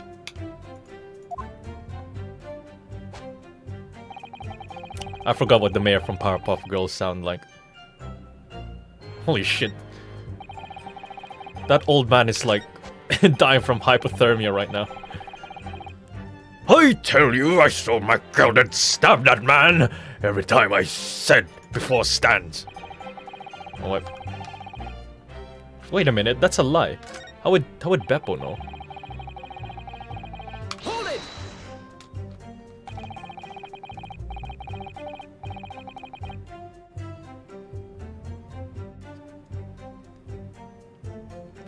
So you saw the defendant, Mr. McGilded, stabbing the victim, Mr. Mason, who was sitting next to him. That's what I said, isn't it? It was bothering me before, this was. For just a brief moment, he hesitated before answering the question. Anyway, there was only the two of them inside the carriage, wasn't there? There's been much talk of a fifth passenger, but as yet, zero evidence. Then what are we wasting all this time for, eh? It's black and white. The man's guilty. Something about Mr. Fairplay's testimony just jars with me. I wish I could work out what it was.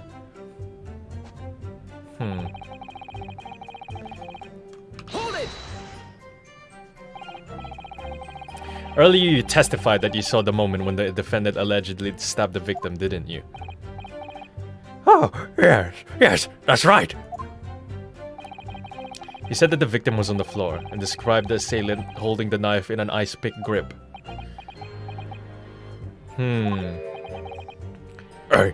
I suppose. My dude, how are you still streaming? Because I'm continuing to play the game? I might have, you know, yes. Put the cart before the horse, maybe. What's this? Well, I'm quite sure about most of it. I was driving the horse when I heard a scream from the seat of the root bed deck. Oh, I expect that was me, sir. Then when I turned around, yes, I saw it through the skylight. The gentleman was on the floor, and the knife was sticking up of his midriff. That's right, and the fellow holding the handle was the famous man, yes. So in short, you didn't see the moment when the victim was actually stabbed at all. I really thought I did, but when I go over it again in my head, no, I suppose I didn't actually see the precise moment of this. What the fuck?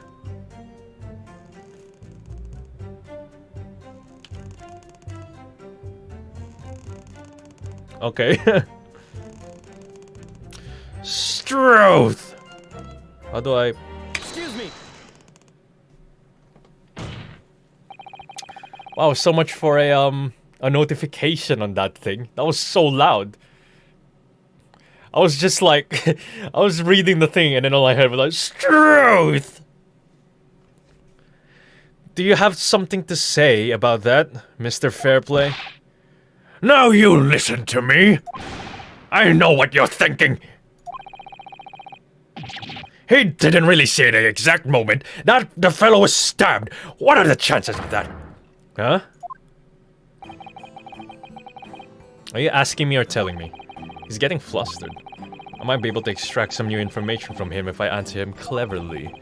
Could he have just happened to see the exact moment the crime was... Some days are like that.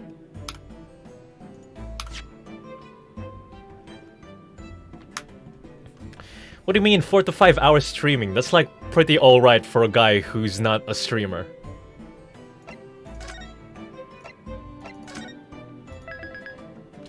Like proper streamers, they stream like 8 hours a day or something. Sometimes more.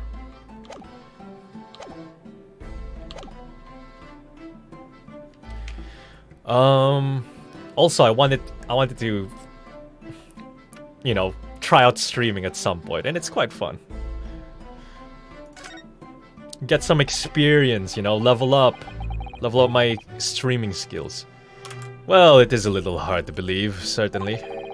Unless you spend your time peeping through a skylight on top of an omnibus, that is. Do you ever plan to play more Souls games? I don't know, depends. I have other games to play. I've already played the other Souls games, so it's like... I don't know, depends. Peeping? I'm a respectable city banker, have you know? And I know what I saw. I remember it as clear as a Ballarat day. It was a grim scene. I don't mind telling you that. Thank you, Mr. Fairplay. Oh, excuse me, if I was getting a little hot under the collar there, my lord.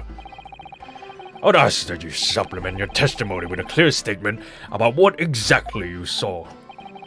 Oh, I can do that, all right. I'll tell you just how grim it was. Ah!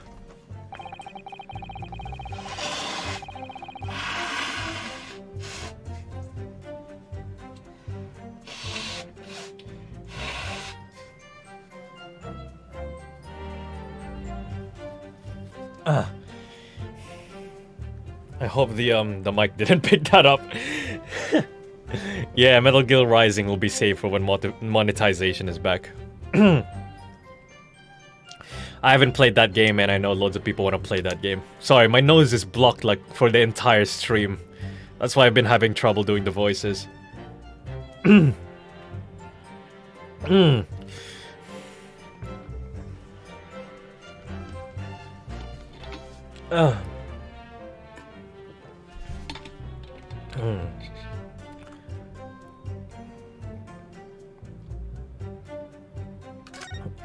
I feel like we missed something during that.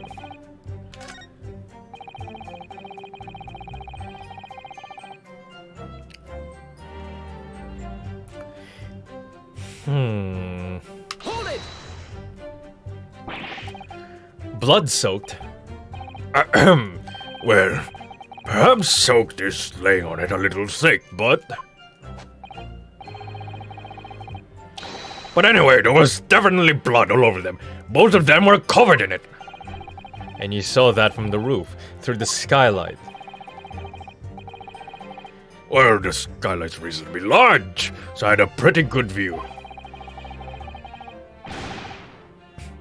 And there was a lamp inside the carriage as well, so I'm quite sure of what I saw. Ah! This banker's latest statement.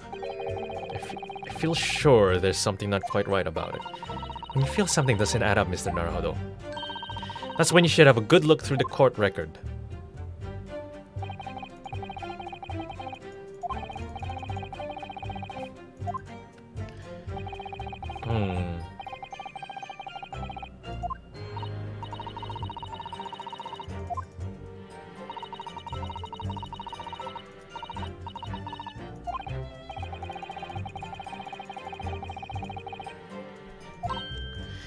Okay, let me just get to the thing so I can check the court records.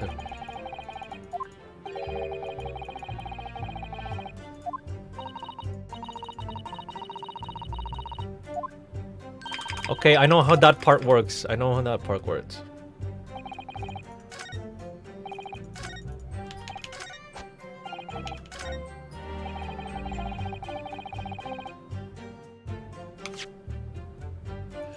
We need evidence though.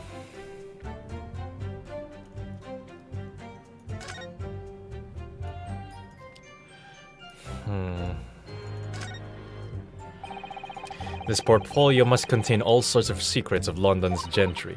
Oh dear, do you really think we ought look inside? Well, it's not as though we know any of London's gentry personally, is it? Apart from our great detective friend, perhaps. Actually, I wonder... I assume we will not find Mr. Sholmes's name inside. Well, let's see what we find.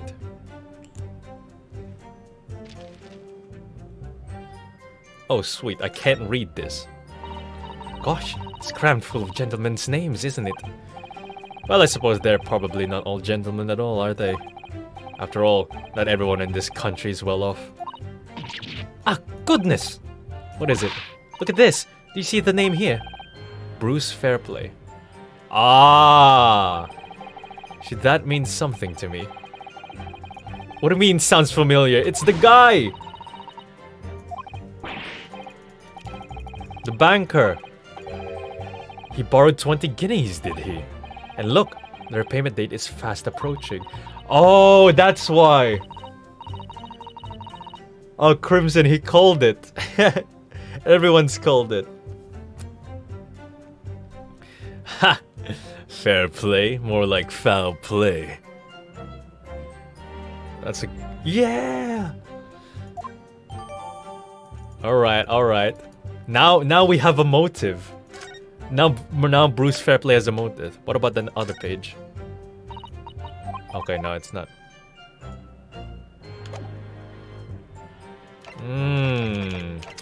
We haven't checked the knife yet.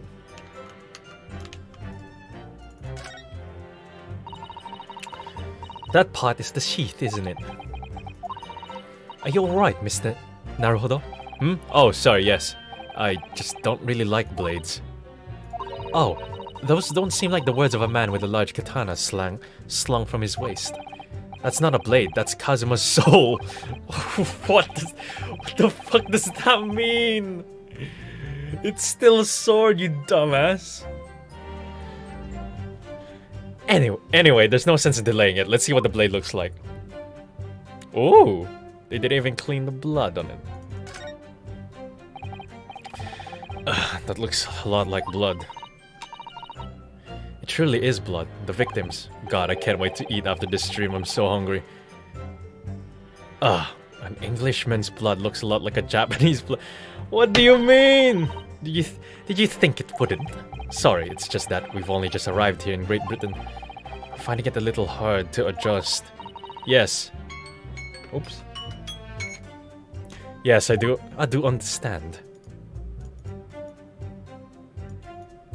Oh yeah, the initials, M.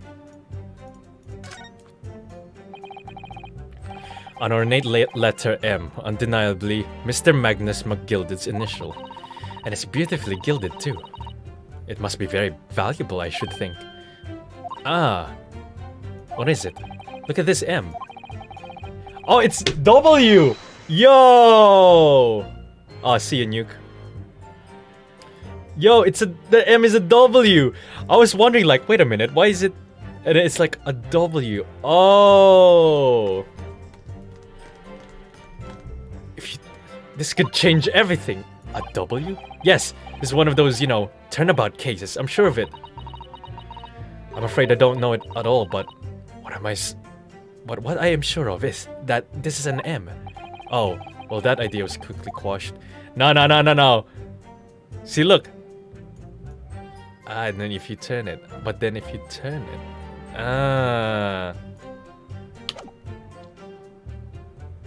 Alright, we've learned two things. We've learned Bruce Fairplay is indebted to Mr. McGilded, so he has motive to get him in jail. Or capital punishment. And then W. We need to find someone with the W. See you, demon. Okay,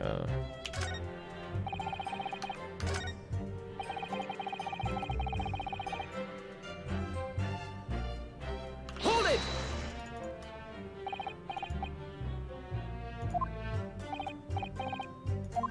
Let's wait for the reaction.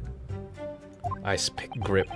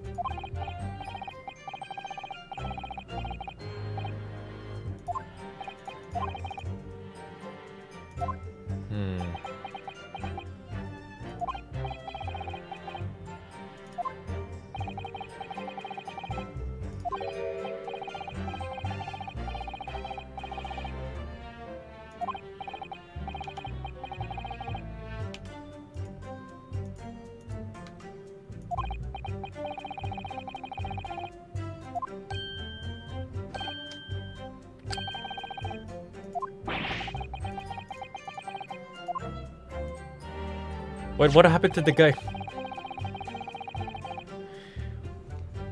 I thought Bruce Fairplay was supposed to react. What happened?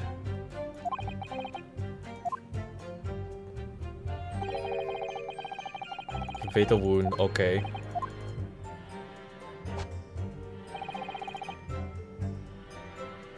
Do you think I'd forget the sight of those blood-soaked hands after that butcher stabbed the man?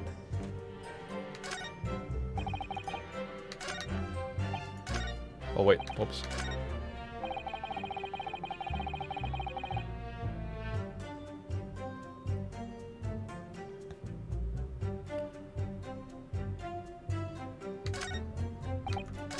I forgot which dialogue option it was where he reacted.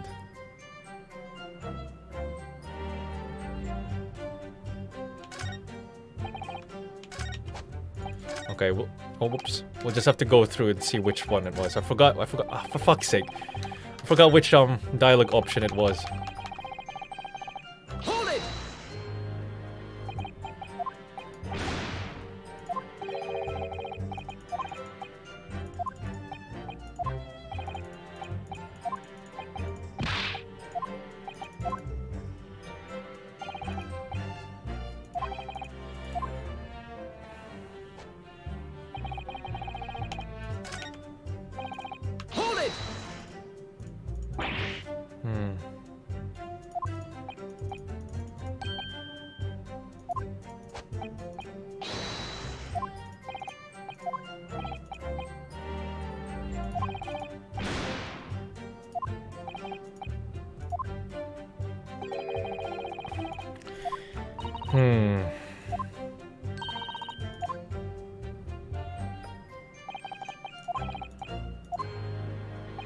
Alright. Sorry, I just needed to, like, go through the words again.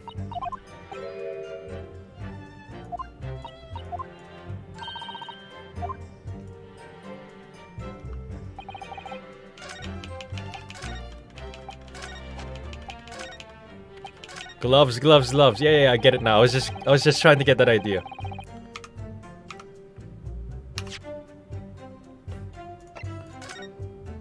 Oops.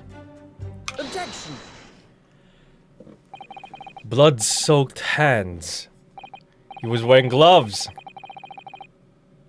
Well, I admit that soak might be laying on it a little thick, but anyway, it was definitely blood all over them. Both of them were covered in it. Well, I'm very sorry to disagree, Mr. Fairplay, but that's more than a little peculiar. What? Here are the gloves worn by the defendant, Mr. McGilded, on the night in question. Oh, yes, right. And there certainly does appear to be a sizable dark-colored stain there. But as I'm sure you can clearly see, it's only on the right-hand glove. Whoa! He just bit on the cane. Oh my god, he's nibbling on the cane! In short, Mr. Fairplay, your testimony is inconsistent.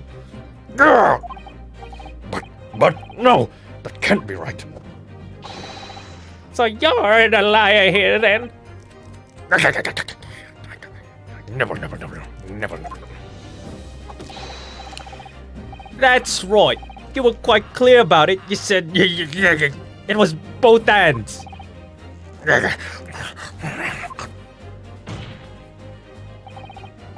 Mr. Fairplay, if your last statement was a lie, it calls your entire testimony into question. You say you saw the moment when the victim was stabbed, but is that really the truth?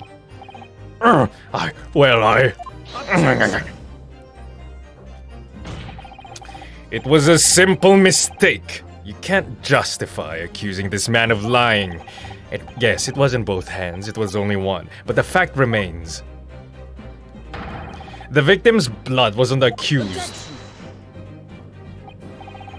No, Mr. Fairplay categorically stated that he saw blood all over both hands, which means there's a strong possibility that this witness was deliberately trying to mislead the court.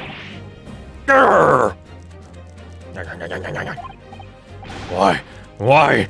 I'm a city banker, for pity's sake. My word should be the gold standard. I'm a gentleman, not some gutter snipe. Upstanding members of society don't prevaricate. He's claiming to have no reason to lie, but is that really the case? Mr. Naruhodo, we had some evidence to explain why Mr. Fairplay might be lying. It could turn the tide in this trial completely.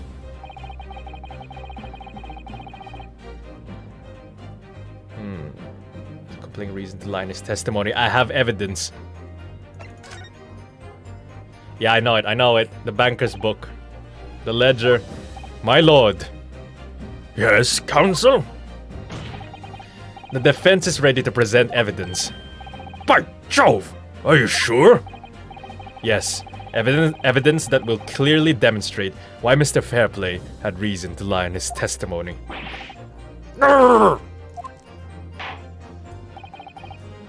Very well. I hereby call in the defense to present its evidence. Evidence that demonstrates a motive for the witness's alleged deception of the court. Take that! Take that. This is a list of the debtors who owe money to Mr. McGilded. Yes, a list of innocent victims crippled by the accused extortion. The point is, among the names of these debtors is your name, Mr. Bruce Fairplay. What? Mr. Fairplay, are you currently indebted financially to the accused? No, well, it's barely worthy of being called a debt. According to this ledger, you owe 20 guineas. Not an inconsiderable sum of money, wouldn't you say? Well, what of it? Let's suppose Mr. McGilded were to be found guilty of murder. What would become of your debt in that case? These documents state that the loan agreement is forged between two individual parties. Therefore, were the creditor, the defendant here, to be sentenced to a capital punishment, all outstanding debts which were owed to him would be annulled. They would cease to exist. Cease to exist? Mr. Fairplay, is it not the case that you claimed in your testimony to have seen something you never, in fact, saw? In a devious attempt to annul your debt of 20 guineas to the defendant.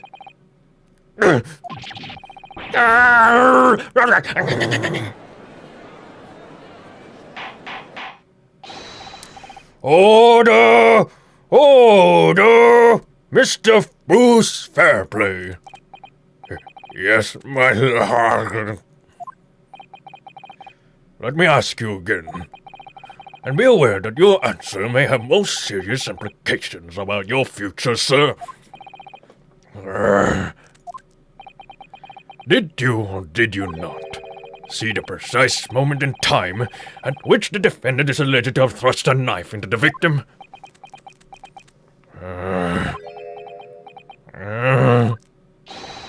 Your silence speaks volumes.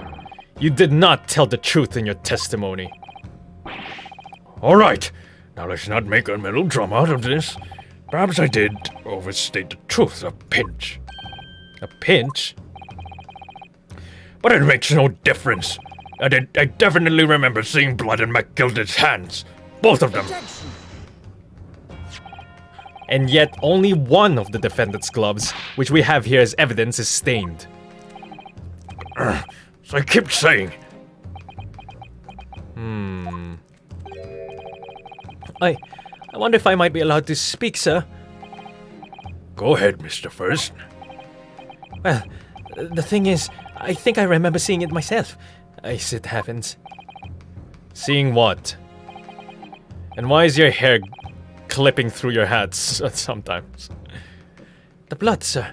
On the assailant's hands. I think, yes. I'm almost sure that it was on both of his hands, not just one. What? They're all conspiring. They're all in it. Would appear that we're going to need further testimony from all you witnesses.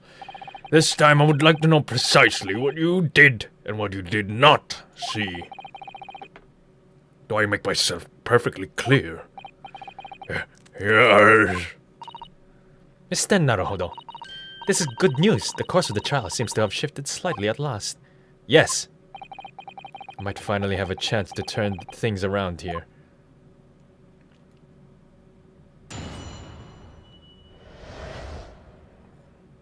What the witnesses really saw. There was blood on both hands of the assailant. I sincerely and distinctly remember that.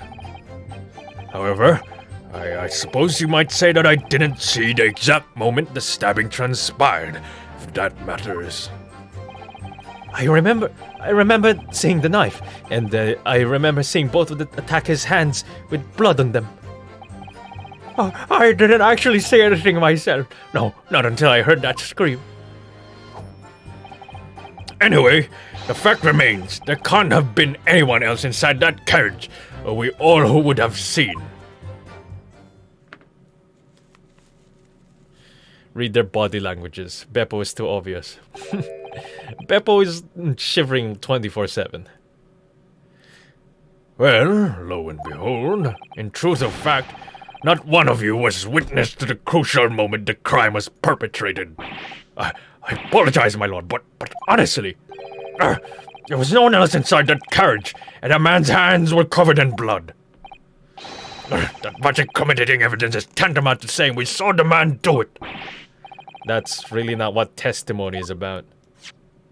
Why are they even still witnesses if they didn't even see it? Oh. Let us examine the interior of the omnibus once more.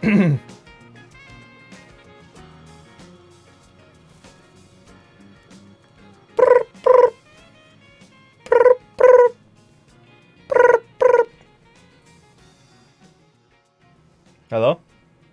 Solus? You there? Yeah, I just finished the stream. Yeah, it's done. Everyone's gone. So, are you finished with work? You're going on a business trip? With the boss? For how long? I'm gonna need you, you know, for the stream and for doing comic dubs. What do you mean?